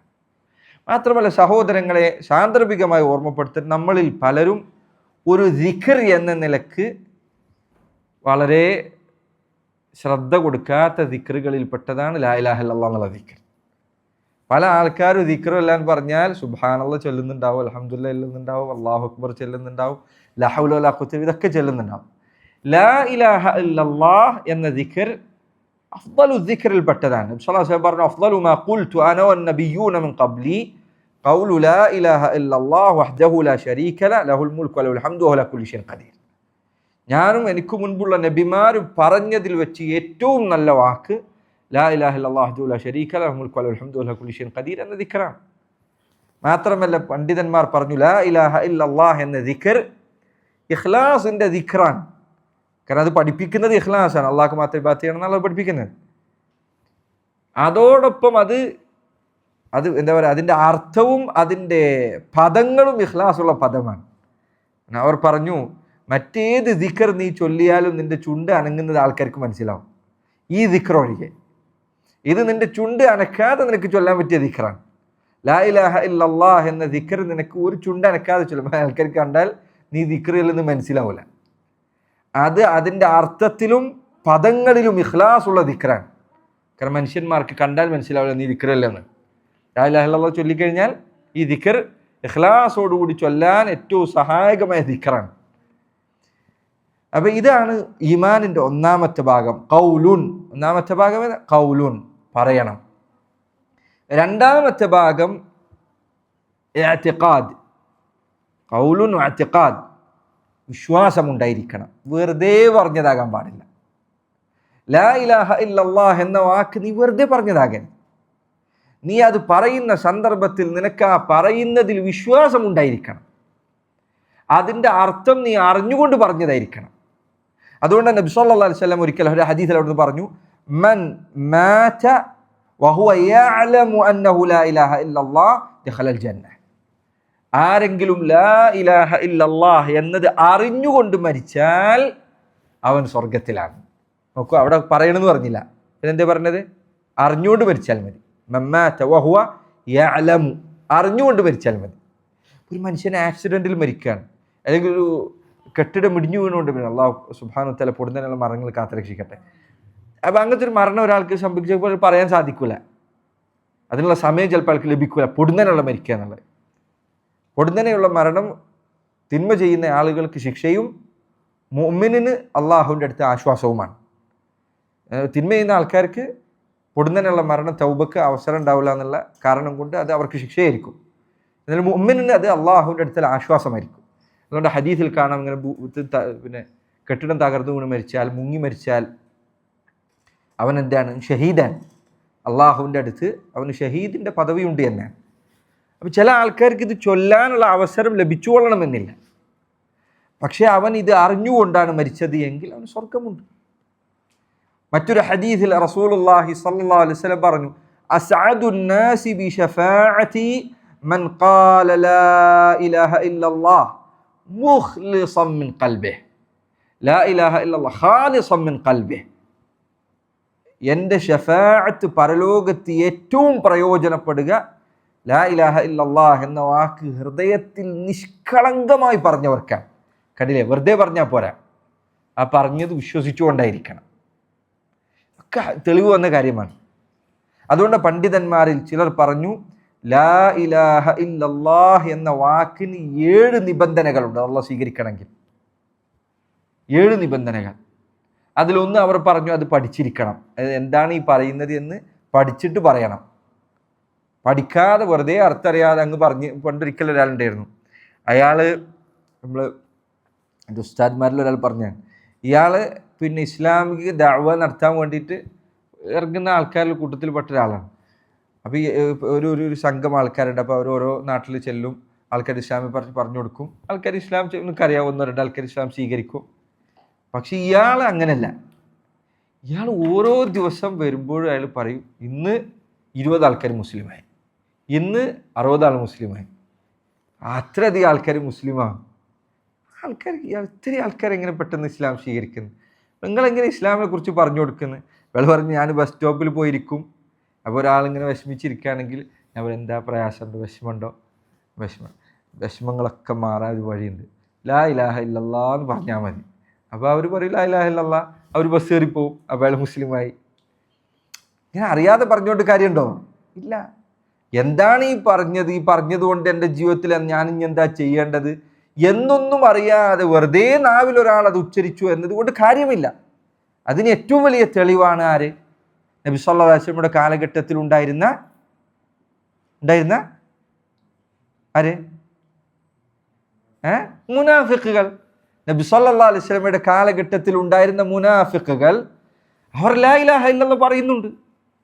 ഖുർആനിൽ അല്ലാഹു പറഞ്ഞു, ഇദാ ജാഅകൽ മുനാഫിഖൂന ഖാലൂ നഷ്ഹദു ഇന്നക ലറസൂലുള്ളാഹ് വല്ലാഹു യഅലമു ഇന്നക ലറസൂലുഹു വല്ലാഹു യഷ്ഹദു ഇന്നൽ മുനാഫിഖീന ലകാദിബൂൻ. മുനാഫിക്കുകൾ, കപട വിശ്വാസികൾ നബി അങ്ങയുടെ അടുത്ത് വന്നാൽ അവർ പറയും, നബിയെ അങ്ങ് അള്ളാഹുവിൻ്റെ ദൂതനാണെന്ന് ഞങ്ങൾ ഇതാ സാക്ഷ്യം പറയുന്നു. അള്ളാഹു പറയണം, അള്ളാഹുവിനറിയാം താങ്കൾ അള്ളാഹുവിൻ്റെ നബിയാണെന്ന്. അള്ളാഹു സാക്ഷ്യം പറയുന്നു, ഇവർ കള്ളന്മാരാണ്, ഇവർ കളവാണ് ഈ പറയുന്നത്. നോക്കൂ, അപ്പൊ അവർ ലാ ഇലാഹ ഇല്ലല്ലാഹ് എന്നത് നാവ് കൊണ്ട് പറഞ്ഞിട്ടുണ്ട്, പക്ഷെ അവർ കളവാണ് പറഞ്ഞത്, സത്യസന്ധമായി പറഞ്ഞതല്ല. അതുകൊണ്ട് പണ്ഡിതന്മാർ പറഞ്ഞു, അറിഞ്ഞുകൊണ്ട് പറയണം, സുദ്ഖോടുകൂടി സത്യസന്ധമായി പറയണം, കളവ് പറഞ്ഞതാകാൻ പാടില്ല. അതുപോലെ തന്നെ അവൻ പറയുന്ന സന്ദർഭത്തിൽ ഇതിന് കീഴൊതുങ്ങണം, ഇൻഖിയാദുണ്ടായിരിക്കണം. ഇൻഖിയാദ് എന്ന് പറഞ്ഞാൽ അവൻ അള്ളാഹുവിൻ്റെ കൽപ്പനകൾക്ക് കീഴൊതുങ്ങാം എന്ന മനസ്ഥിതിയോടുകൂടിയായിരിക്കണം ഇത് പറഞ്ഞത്. ഞാൻ ലാ ഇലാഹ ഇല്ലല്ലാഹ് പറഞ്ഞു, പക്ഷേ എനിക്ക് തോന്നുന്നത് ഞാൻ സ്വീകരിക്കും, അങ്ങനെ എല്ലാ കാര്യത്തിലൊന്നും ഇസ്ലാം ഇടപെടണ്ട എന്ന് പറഞ്ഞിട്ടൊരാൾ സ്വീകരിക്കാൻ അവൻ മുസ്ലിം അല്ല, കാഫിറാണ്. ചില ആൾക്കാർ ഇന്ന് പറയുന്നത് പോലെ, എൻ്റെ വസ്ത്രത്തിൻ്റെ കാര്യം ദീന് തീരുമാനിക്കണ്ട, എൻ്റെ കച്ചവടം ഹലാൽ ഹറാം അത് എൻ്റെ കാര്യമാണ്, ഞാൻ തീരുമാനിക്കും. അത് പറ്റില്ല. അല്ലാഹു സുബ്ഹാനഹു വ തആല അവൻ നിന്റെ ജീവിതത്തിൻ്റെ മുടി മുതൽ കാൽ വരെ അവൻ്റെ തീരുമാനത്തിന് കീഴിലാണ്. അതിനെ മുസ്ലിം എന്ന് പറയാം, അതിനാണ് ഇൻഖിയാദി എന്ന് പറയും, കീഴൊതുങ്ങിയിരിക്കണം. ലാ ഇലാഹ ഇല്ലല്ലാഹ് പറഞ്ഞവൻ ഇത് കീഴൊതുക്കമുണ്ടായിരിക്കണം. ഞാൻ ഇതിന് കീഴൊതുങ്ങാൻ തയ്യാറാണ്. എല്ലാ കൽപ്പനകളും ചിലപ്പോൾ നിനക്ക് അനുസരിക്കാൻ സാധിച്ചോളണമെന്നില്ല. ചിലപ്പോൾ നീ എന്തെങ്കിലും അള്ളാഹിൻ്റെ ഒരു കൽപ്പന ധിക്കരിച്ചിട്ടുണ്ടാവും, ഒരു തിന്മ ചെയ്യുന്നുണ്ടാവാം, പക്ഷെ നീ പറയുന്നുണ്ട് റബ്ബേ എൻ്റെ അടുത്ത് പറ്റി തെറ്റാണ്, അത് വേറെ, അതിനെക്കുറിച്ചല്ല ഞാൻ പറയുന്നത്. പക്ഷെ നീ അള്ളാഹുവിന് കീഴൊതുങ്ങാൻ നീ തയ്യാറാണ്. റബ്ബേ അത് നിൻ്റെ കൽപ്പനയാണ്, അനുസരിക്കേണ്ട കാര്യമാണ്. എൻ്റെ കുറവ് കൊണ്ട്, എൻ്റെ ദുർബലത കൊണ്ട്, എൻ്റെ കഴിവില്ലായ്മ കൊണ്ട് ഞാൻ തെറ്റ് ചെയ്യുന്നു, അതെൻ്റെ തെറ്റാണ്, അത് വേറെ. പക്ഷേ ഒരുത്തൻ പറയാണ് അതൊന്നും എന്നെക്കൊണ്ട് പറ്റില്ല, എന്നോട് അക്കാര്യം കൽപ്പിക്കാൻ പാടില്ല, ഇക്കാര്യം കൽപ്പിക്കാൻ പാടില്ല, അത് പറ്റില്ല. അല്ലാഹു സുബ്ഹാനഹു വ തആല കൽപ്പിച്ചാൽ കൽപ്പന അനുസരിക്കാൻ നീ തയ്യാറായിരിക്കണം. എന്ത് കാര്യം കൽപ്പിച്ചാലും, എന്ത് വിശ്വസിക്കാൻ പറഞ്ഞാലും, അള്ളാഹു പറയും ഇത് വിശ്വസിക്കണം എന്ന് പറഞ്ഞാൽ വിശ്വസിച്ചിരിക്കണം. അള്ളാഹു പറയണം ഇത് ചെയ്തിരിക്കണം എന്ന് പറഞ്ഞാൽ നീ ചെയ്യാൻ തയ്യാറായിരിക്കണം. എനിക്ക് പറ്റുന്നതേ ഞാൻ എടുക്കൂ, എനിക്ക് പറ്റാത്തതേ ഞാൻ തള്ളിക്കളയും, അത് പറ്റില്ല. സൂറത്തുൻ നൂറിൽ അള്ളാഹു അതാണ് പറഞ്ഞത്. അവരിൽ ചിലർ പറയുന്നു അവർ മുഅ്മിനീങ്ങളാണ് എന്ന്. എന്നാൽ അള്ളാഹുവിൻ്റെ റസൂലെ അവരോട് അവരുടെ താല്പര്യങ്ങൾക്ക് എതിരാകുന്ന കാര്യം വന്നാൽ അവർ തിരിഞ്ഞു കളയും. സൂറത്തുൽ മുഅ്മിനിന്റെ അവസാന ഭാഗം എടുത്ത് നോക്കിയാൽ മതി. അതിൽ ഈ ആയത്ത് പെട്ടെന്ന് ഓർമ്മ കിട്ടുന്നില്ല. അവരിൽ ചിലർ പറയുന്നു ഞങ്ങൾ വിശ്വസിച്ചിട്ടുണ്ട് എന്ന്, പക്ഷെ അവരോട് അള്ളാഹുവിൻ്റെ റസൂലിന്റെ കൽപ്പന വന്നാൽ സ്വീകരിക്കൂല, അത് അവർ തിരിഞ്ഞു കളയും. അള്ളാഹു പറയും ഇന്നമാ കാന ഖൗലൽ മുഅ്മിനീന ഇദാ ദുഉ ഇലല്ലാഹി വറസൂലിഹി ലിയഹ്കുമ ബൈനഹും അൻ യഖൂലു സമിഅനാ വഅതഅന. മുഅ്മിനീങ്ങൾ അവരുടെ നിലപാട് എന്താണ്? അള്ളാഹു റസൂൽ ഒരു കാര്യം പറഞ്ഞാൽ സമിഅന വഅതഅന, ഞങ്ങൾ കേട്ടു അനുസരിച്ചു, അതിനെ മുസ്ലിം എന്ന് പറയുള്ളൂ. അപ്പം നീ ലാ ഇലാഹ ഇല്ലല്ലാഹ് എന്ന് പറയുന്നത് പഠിച്ചിട്ടായിരിക്കണം, സത്യസന്ധതയോടുകൂടിയായിരിക്കണം, കീഴൊതുക്കമുണ്ടായിരിക്കണം, നിനക്ക് ധിക്കാരമുണ്ടാകരുത്. ഇബ്ലീസ് ചെയ്തതുപോലെ, ഇബ്ലീസിനോട് സുജൂദ് ചെയ്യാൻ പറഞ്ഞപ്പോൾ എന്താ പറഞ്ഞേ? അതിനെ കൊണ്ട് പറ്റില്ല എന്ന് പറഞ്ഞു. അള്ളാഹുവിൻ്റെ കൽപ്പനയാണ്. റബ്ബ് ഒരു കാര്യം കൽപ്പിച്ചാൽ അനുസരിച്ചിരിക്കണം. അതുകൊണ്ടാണ് ആമന റസൂൽ നിങ്ങൾ ഒന്നില്ലേ, ആമന റസൂൽ തൊട്ട് മുൻപുള്ള ആയത്ത് എന്താ? ലില്ലാഹി മാ ഫിസ് സമാവാതി വമാ ഫിൽ അർദ് വഇൻ തുബ്ദു മാ ഫി അൻഫുസികും ഔ തുഖ്ഫൂഹു യുഹാസിബുകും ബിഹില്ലാഹ് വയഗ്ഫിറു ലിമൻ യശാ വയുഅദ്ദിബു മൻ യശാ. ഈ ആയത്ത് അവതരിച്ചപ്പോൾ എന്താ ആയത്തിൻ്റെ അർത്ഥം? അള്ളാഹു പറയണം, അള്ളാഹുവിൻ്റെതാണ് ആകാശങ്ങൾ ഭൂമിയുള്ള സർവ്വതും. നിങ്ങൾ നിങ്ങളുടെ മനസ്സിൽ ഒളിപ്പിച്ചു വെച്ചാലും നിങ്ങളുടെ മനസ്സിലുള്ളത് പുറത്തു പറഞ്ഞാലും അള്ളാഹു അതിൻ്റെ പേരിൽ നിങ്ങളെ ശിക്ഷിക്കുന്നതാണ്. മനസ്സിൻ്റെ ഉള്ളിൽ ഒരു തിന്മ ചിന്തിച്ചാൽ അള്ളാഹിൻ്റെ ശിക്ഷ ഉണ്ടാവും. പുറത്തു പറഞ്ഞാലും ഉള്ളിൽ വെച്ചാലും ശിക്ഷ ഉണ്ടായിരിക്കും. ഈ ആയത്ത് അവതരിച്ചപ്പോൾ സ്വഹാബിമാരിൽ ചിലർ വന്നിട്ട് പറഞ്ഞു, കുല്ലിഫ്നാ മാ ലാ നുതീഖ്, നമുക്ക് കഴിയാത്തതാണ് നമ്മളോട് ഇപ്പോൾ കൽപ്പിച്ചിട്ടുള്ളത്, ഇത് ഞങ്ങളെ കൊണ്ട് സാധിക്കില്ല. മനസ്സിലുള്ളതിന് ശിക്ഷ കിട്ടുമെന്ന് പറഞ്ഞ് മനസ്സിൽ എന്തെങ്കിലുമൊക്കെ മോശം ചിന്തിക്കാത്ത ആരാളുള്ളത്? നബി സല്ലല്ലാഹു അലൈഹി വസല്ലം അവിടുന്ന് അവരോട് തിരിച്ചു, തുരീദൂന അൻ തഖൂല കമാ ഖാല അഹ്ലുൽ കിതാബി മിൻ ഖബ്ലിക്കും, നിങ്ങൾക്ക് മുൻപുള്ള വേദക്കാർ പറഞ്ഞതുപോലെ പറയാനാണോ നിങ്ങൾ ഉദ്ദേശിക്കുന്നത്? അവരെന്താ പറഞ്ഞത്? യഹൂദർ സമിഅനാ വഅസൈനാ, ഞങ്ങൾ കേട്ടിരിക്കുന്നു ധിക്കരിച്ചിരിക്കുന്നു എന്നാണ് അവർ പറഞ്ഞത്. അതുപോലെ പറയാനാണ് നിങ്ങൾ ഉദ്ദേശിക്കുന്നത്?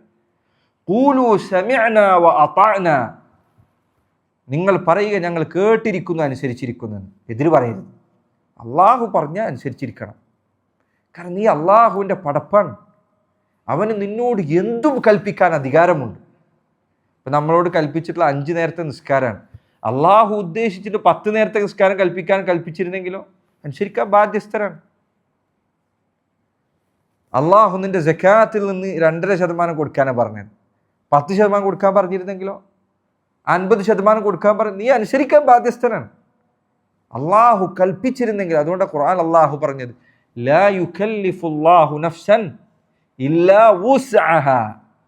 പണ്ഡിതന്മാർ ആയത്തിൻ്റെ തഫ്സീറിൽ അവർ പറഞ്ഞു, അള്ളാഹു മനുഷ്യർക്ക് അവൻ്റെ വുസ്ഇലുള്ളത്, വുസ്ഇ എന്ന് പറഞ്ഞാൽ സാധിക്കുന്നത് എന്നല്ല അതിൻ്റെ അർത്ഥം, അവന് എളുപ്പത്തിലും വിശാലതയിലും ചെയ്യാൻ സാധിക്കുന്നതല്ലാതെ അള്ളാഹു കൽപ്പിക്കുകയില്ല. പണ്ഡിതന്മാർ പറഞ്ഞു, അള്ളാഹു മനുഷ്യരോട് ഒരിക്കലും അവർക്ക് സാധിക്കുന്നതെല്ലാം കൽപ്പിച്ചിട്ടില്ല. കൽപ്പിച്ചിട്ടുണ്ടോ?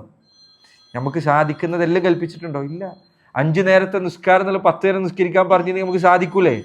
സാധിക്കുമായിരുന്നു. പക്ഷെ അള്ളാഹ് കൽപ്പിച്ചിട്ടില്ല, 5 നേരം നിസ്കരിക്കാൻ പറഞ്ഞു. സക്കാത്ത് 10% കൊടുക്കാൻ പറഞ്ഞിരുന്നെങ്കിൽ കൊടുക്കാൻ സാധിക്കുമായിരുന്നില്ലേ? സാധിക്കുമായിരുന്നു. പക്ഷെ അള്ളാഹ് കൽപ്പിച്ചിട്ടില്ല, 2% പറഞ്ഞോളൂ. അത് തന്നെ നോക്കൂ, എല്ലാ പൈസ ഉള്ള ആൾക്കാർ കൊടുക്കണോ? വേണ്ട, ധനികനായ ആൾ മാത്രം കൊടുത്താൽ മതി. അള്ളാഹു കൽപ്പിച്ച കൽപ്പനകൾ അനുസരിക്കാൻ നീ തയ്യാറായിരിക്കണം. കൊടുക്കാനേ. അപ്പോൾ ഒന്ന് പഠിക്കണം, സത്യസന്ധമായി പറഞ്ഞതായിരിക്കണം, കീഴൊതുങ്ങണം. 4-ാമത്തെ കാര്യം അൽ ഖബൂൽ, അള്ളാഹും അവൻ്റെ റസൂലും പറഞ്ഞത് ഉൾക്കൊള്ളാനുള്ള മനസ്സുണ്ടായിരിക്കണം. തള്ളിക്കളയരുത്. അള്ളാഹുവിൻ്റെ റസൂലും ഒരു കാര്യം വിശ്വസിക്കാൻ പറഞ്ഞ് വിശ്വസിക്കണം, സ്വീകരിക്കാനുള്ള മനസ്സുണ്ടായിരിക്കണം. പണ്ഡിതന്മാരിൽ ചിലർ ആ വിഷയത്തിൽ പറയാനുള്ള ഹദീസ് നബി സല്ലല്ലാഹു അലൈഹി വസല്ലം പറഞ്ഞ ഹദീസാണ്. അവിടുന്ന് പറഞ്ഞു, എനിക്ക് അള്ളാഹു നൽകിയിട്ടുള്ള ഈ സന്ദേശം മസലു മാ ബഅസനില്ലാഹു ബിഹി മിനൽ ഹുദാ കമസലി ഗൈസിൻ അസാബ അർദൻ. എനിക്ക് അള്ളാഹു നൽകിയിട്ടുള്ള ഈ സന്ദേശം, ഈ ദീൻ, അതിൻ്റെ ഉപമ ഒരു മഴ പോലെയാണ്. ആ മഴ ഒരു നാട്ടിൽ പെയ്തു. അപ്പം ആ നാട്ടിൽ 3 തരത്തിലുള്ള മണ്ണുണ്ട്. ഒരു തരം മണ്ണ് അത് നല്ല ഫലഭൂയിഷ്ടമായ മണ്ണാണ്. അതിലേക്ക് വെള്ളം വന്നെത്തിയാൽ ആ മണ്ണ് വെള്ളം വലിച്ചെടുക്കുകയും അതിൽ നിന്ന് ചെടികൾ പുറത്തേക്ക് വരികയും ചെയ്യും. അത് ഒരു മുഅ്മിനിൻ്റെ കൽബാണ്. നമ്മുടെ കൽബ് അങ്ങനെ ഇരിക്കണം. ദീൻ ഹൃദയത്തിൽ സ്വീകരിക്കുകയും അതിൻ്റെ ഫലങ്ങൾ പുറത്തേക്ക് വരികയും ചെയ്യണം.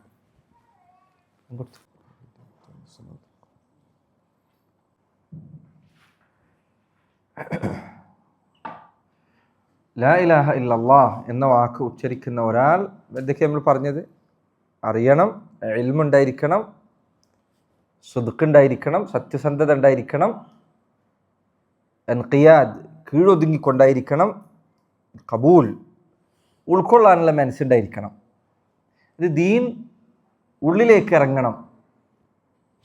ഇതൊരു പുറമേക്കുള്ള ഒരു കാട്ടിക്കൂട്ടലല്ല. ഇത് മനസ്സിൻ്റെ ഉള്ളിൽ നമുക്ക് തന്നെ ഈ ദീനിനോട് താല്പര്യമുണ്ടായിരിക്കണം. മാത്രമല്ല അത് സ്വീകരിക്കാനുള്ള മനസ്സോടെ ആയിരിക്കണം നിൽക്കേണ്ടത്. ചില ആളുകൾ ദീനിൻ്റെ കൽപ്പന കേൾക്കുന്നത് എതിർക്കാനുള്ള മനോഭാവത്തോടു കൂടിയാണ്, അതല്ലെങ്കിൽ അതിനെ ചോദ്യം ചെയ്യാനുള്ള മനോഭാവത്തോടു കൂടി. അങ്ങനെ ഇരിക്കരുത്. ഖുർആനും ഹദീസും നമ്മൾ കേൾക്കുമ്പോൾ, ഖുർആൻ ഓതുമ്പോൾ പണ്ഡിതന്മാർ ഈ ഖുർആൻ ഓതേണ്ടതിൻ്റെ അദബുകൾ പഠിപ്പിച്ചപ്പോൾ അവരിൽ ചിലർ എഴുതിയതായി കാണാം, ഒരാൾ ഖുർആൻ ഓതുമ്പോൾ അയാൾ ചിന്തിച്ചിരിക്കണം, ഇത് അല്ലാഹു സുബ്ഹാനഹു വ തആല എന്നോട് സംസാരിക്കുന്നതാണ്, അള്ളാഹു എന്നോടാണ് ഈ പറയുന്നത്, അത് ചിന്തിച്ചുകൊണ്ട് റബ്ബ് എന്നോട് സംസാരിക്കുകയാണ് എന്ന ചിന്തയിലായിരിക്കണം അവനത് ഓതേണ്ടത് എന്ന് ഖുർആൻ ഓതേണ്ട അദബ് വിവരിക്കുമ്പോൾ പണ്ഡിതന്മാർ രേഖപ്പെടുത്തിയേ കാണാം.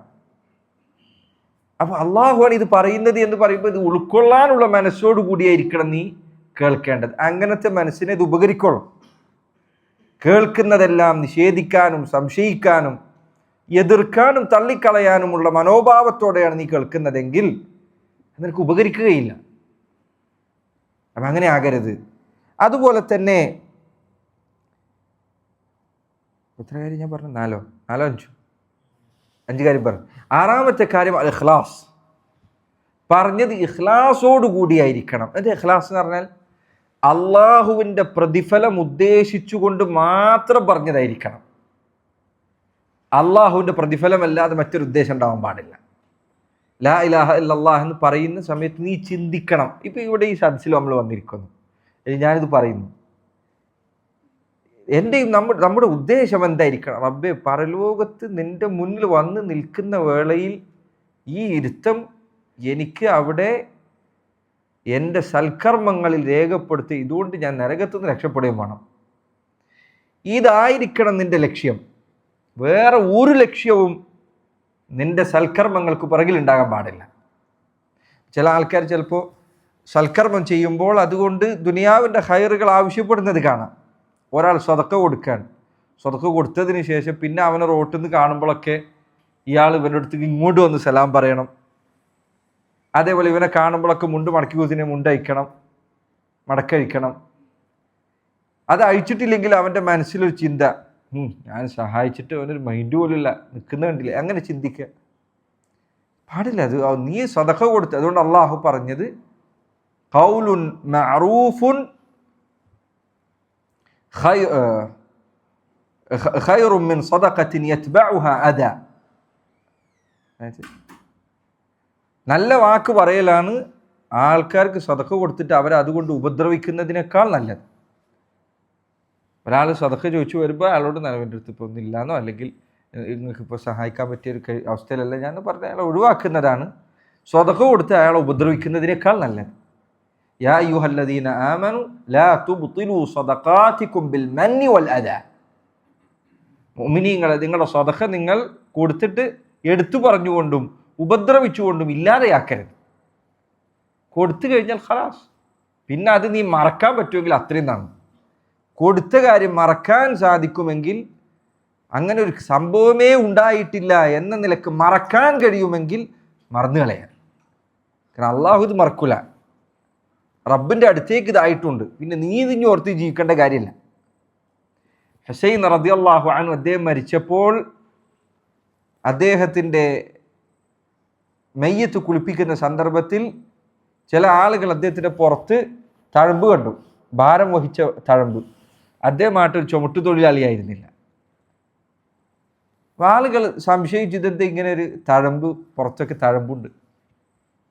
അങ്ങനെ അദ്ദേഹം മരണപ്പെട്ടു കുറച്ച് ദിവസങ്ങൾ കഴിഞ്ഞപ്പോൾ മദീനക്കാർക്ക് അവർക്ക് മനസ്സിലായി, അവരിലെ ഫുഖറാക്കൾ പറഞ്ഞു, ഞങ്ങളുടെ വീടിൻ്റെ പുറത്ത് രാത്രിയിൽ ഭക്ഷണവും വേണ്ട വസ്തുക്കളും ഒക്കെ കൊണ്ടുവെക്കാറുണ്ടായിരുന്നത് അദ്ദേഹമായിരുന്നു. അവർക്ക് നിന്നപ്പോഴാണ് മനസ്സിലായത്. ആരാണിത് കൊണ്ടുവെക്കുന്നത് എന്ന് അവർക്ക് മനസ്സിലായിരുന്നില്ല. അപ്പം അദ്ദേഹമായിരുന്നു കൊണ്ടുവച്ചിരുന്നത്, അതിൻ്റെ തഴമ്പായിരുന്നു പുറത്തുണ്ടായിരുന്നത്. ഒരാൾക്കത് അറിയുമായിരുന്നില്ല. നമുക്ക് സ്വതക്ക നൽകിയപ്പോൾ അവരത് രഹസ്യമാക്കിയ രൂപമാണത്. അല്ലാഹു സുബ്ഹാനഹു വ തആല അവൻ്റെ പ്രതിഫലമായിരിക്കണം ഉദ്ദേശം. അതുകൊണ്ട് ചില പണ്ഡിതന്മാർ പറഞ്ഞു, സ്വതക്ക കൊടുത്തതിന് ശേഷം ഒരാളോട് എന്ത് പറയരുത്, എനിക്ക് വേണ്ടി ദ്വാരക്കണം എന്ന് പറയരുത്. കാരണം നിനക്ക് വേണ്ടി ദ്വാരക്കാൻ വേണ്ടിയിട്ടല്ല അവന് സ്വതക്ക കൊടുക്കുന്നത്, അള്ളാഹുവിൻ്റെ പ്രതിഫലം ലഭിക്കാൻ വേണ്ടിയിട്ടാണ്. ചില ആൾക്കാർ സ്വതക്ക കൊടുക്കുമ്പോൾ എന്താ പറയുക, നമുക്ക് വേണ്ടി ദ്വാരക്കണം കേട്ടാ എന്ന് പറയും. അത് പറയരുത്. നിനക്ക് വേണ്ടി ദ്വാരക്കാൻ വേണ്ടിയിട്ടല്ല അവർക്ക് നീ സ്വതക്ക കൊടുക്കുന്നത്, അള്ളാഹുവിൻ്റെ പ്രതിഫലം കിട്ടാൻ വേണ്ടിയിട്ടാണ്. അതുകൊണ്ടാണ് അള്ളാഹു ഖുർആനിൽ സൂറത്തുൽ ഇൻസാനിൽ എന്താ പറഞ്ഞത്, ലാ നുരീദു മിൻകും ജസാഅൻ വലാ ശുക്കൂറ. ഞങ്ങൾ നിങ്ങളിൽ നിന്ന് എന്തെങ്കിലും ഒരു പ്രതിഫലം ഉദ്ദേശിക്കുന്നില്ല, ഒരു നന്ദി വാക്കും ഞങ്ങൾ ആഗ്രഹിക്കുന്നില്ല. ഇത് അള്ളാഹുവിൻ്റെ പേരിൽ തന്നതാണ്. അപ്പൊ ലാ ഇലാഹ ഇല്ലല്ലാഹ് എന്ന് പറയുന്ന ഒരു മനുഷ്യൻ അവന് ഇഖ്ലാസ് ഉണ്ടായിരിക്കണം. അവസാനത്തെ കാര്യം അൽ മഹബ്ബ, ഈ കലിമത്തിനോട്, ഈ ദീനിനോട്, ഈ ദീനിൻ്റെ അഹ്ലുകാരോട്, അള്ളാഹുവിൻ്റെ കിതാബിനോട്, അള്ളാഹുവിൻ്റെ റസൂലിനോട്, ഏറ്റവും അപ്പുറത്ത് അള്ളാഹുവിനോട് അവന് സ്നേഹമുണ്ടായിരിക്കണം, മഹബ്ബത്ത് ഉണ്ടായിരിക്കണം. എങ്ങനത്തെ മഹബ്ബത്ത്? ഇഷ്ടം അങ്ങനല്ല, അതുപോരാ. മറിച്ച് അവൻ്റെ സ്നേഹം, ഏറ്റവും കടുത്ത അവൻ്റെ സ്നേഹം അവൻ്റെ റബ്ബിനോടായിരിക്കണം. അള്ളാഹു ഖുർആനിൽ പറഞ്ഞതുപോലെ വല്ലദീന ആമനു അശദ്ദു ഹുബ്ബൻ ലില്ലാഹ്, മുഅ്മിനീങ്ങൾ അവർക്ക് ഏറ്റവും കഠിനമായ സ്നേഹമുള്ളത് അള്ളാഹുവിനോടാണ്.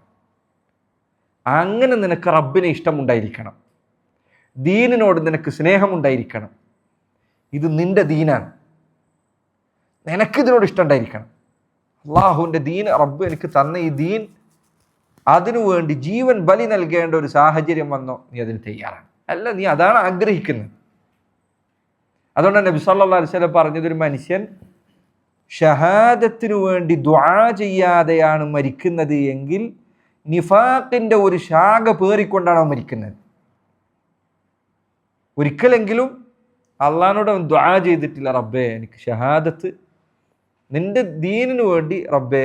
എന്തെങ്കിലും മരിക്കും, എല്ലാവരും മരിക്കും, ഇതിൽ ഒരാളും മരിക്കാത്തില്ല, എല്ലാവരും മരിക്കും. പക്ഷേ റബ്ബേ നിന്റെ ദീനിനു വേണ്ടി മരിക്കാൻ സാധിച്ചിരുന്നെങ്കിൽ.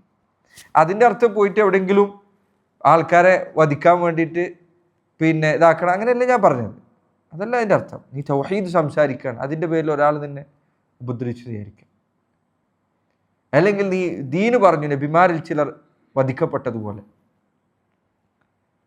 അള്ളാഹുവിൻ്റെ മാർഗത്തിൽ ഷഹാദത്ത് ആഗ്രഹിച്ചു കൊണ്ടല്ലാതെ ഒരാൾ മരിക്കുകയാണെങ്കിൽ നിഫാഖിൻ്റെ ശാഖയും പേറിക്കൊണ്ടാണ് മരിക്കുന്നത് എന്ന്. എന്തായാലും നീ മരിക്കും. പക്ഷേ റബ്ബിൻ്റെ മാർഗത്തിൽ ഷഹാദത്ത് ആഗ്രഹിച്ചുകൊണ്ട് മരിക്കുക, അതല്ലെങ്കിൽ ഷഹീദിൻ്റെ പ്രതിഫലം ലഭിക്കുന്ന അമലുകളുണ്ട്, അവസ്ഥകളുണ്ട്. ഹദീസിൽ വന്ന ധാരാളം കാര്യങ്ങളുണ്ട്. അതിലേതെങ്കിലും അവസ്ഥയിൽ മരിക്കാൻ ആഗ്രഹിക്കുക, എന്തെങ്കിലും മരിക്കും. പക്ഷെ അള്ളാഹുവിൻ്റെ പ്രതിഫലം ലഭിച്ചുകൊണ്ട് മരിച്ചാൽ റബ്ബിന് വേണ്ടി മരിക്കാൻ കഴിയും. അതാണ് ഏറ്റവും വലിയ ഖൈറായ മരണം. അങ്ങനെ നിനക്ക് റബ്ബിനോട് ഇഷ്ടമുണ്ടായിരിക്കണം.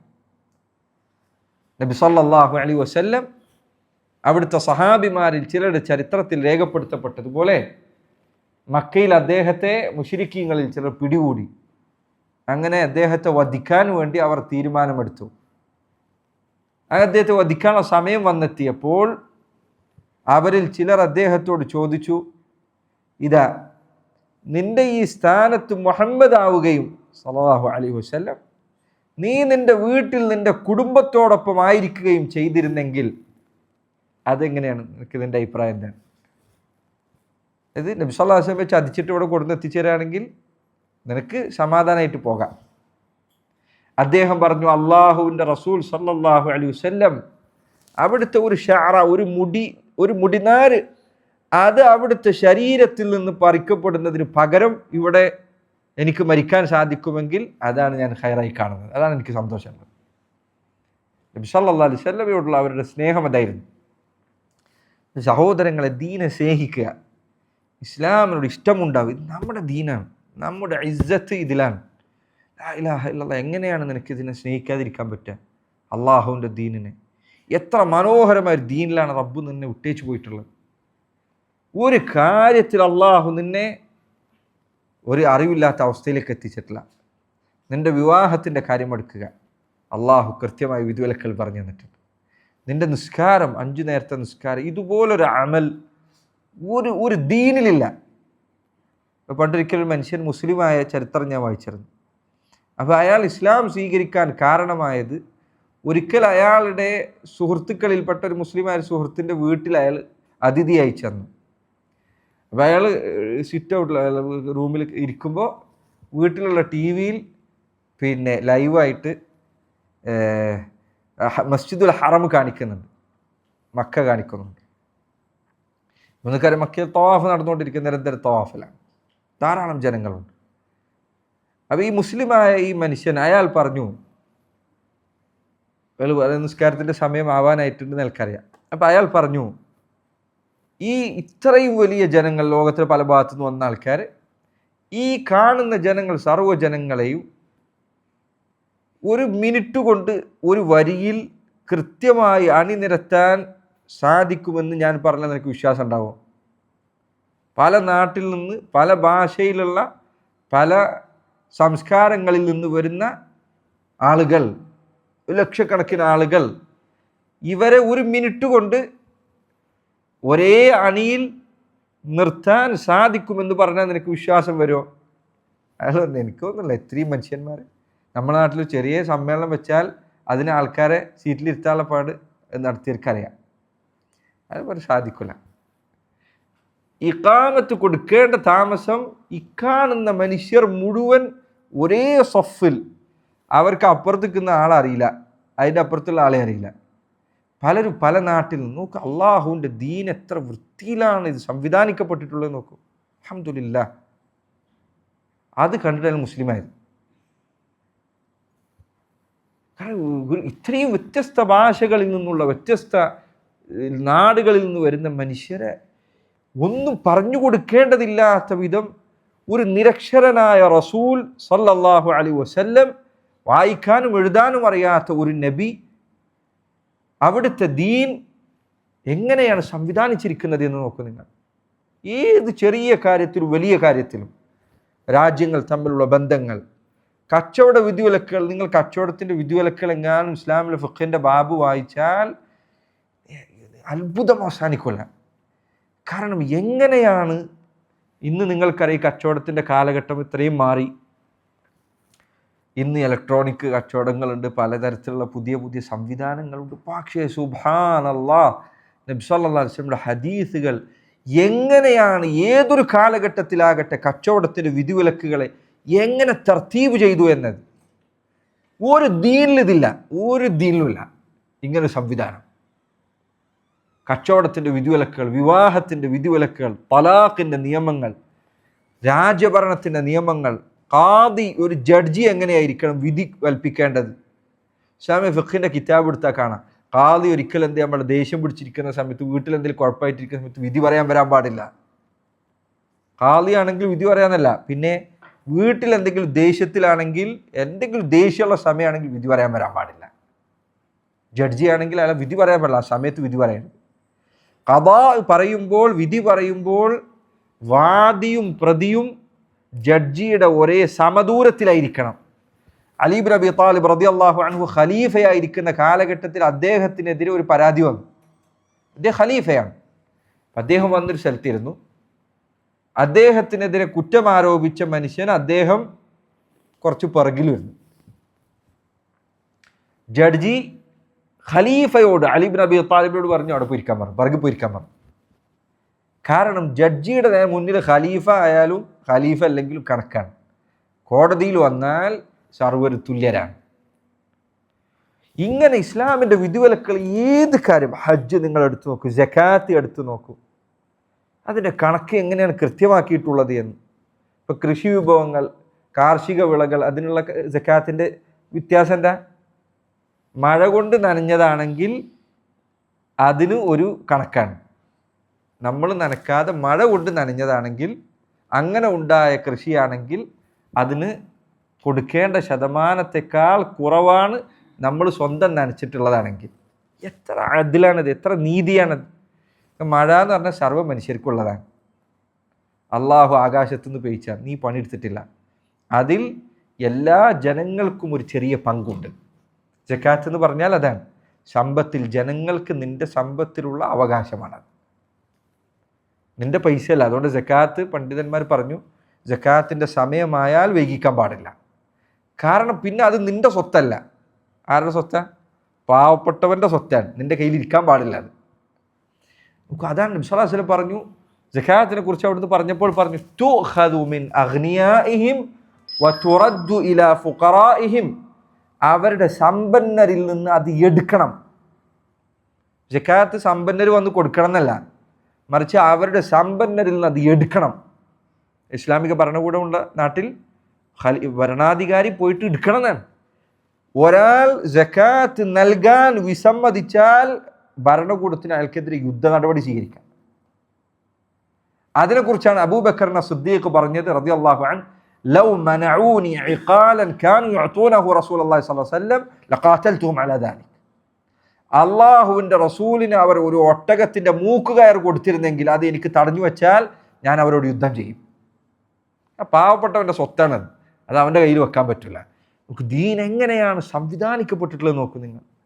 ഇസ്ലാമിൻ്റെ നിയമങ്ങൾ, ഈ ദീൻ അള്ളാഹു ഇത് നൽകിയിട്ട് എങ്ങനെയാണ് ഒരു മുസ്ലിം ഒരു മനുഷ്യൻ ഇന്ന് സങ്കടകരമായ കാര്യം ഒരാൾ മുസ്ലിമാണെന്ന് പറയുന്നതിൽ ചിലപ്പോൾ നാണം കാണിക്കുന്നു എന്നുള്ളതാണ്.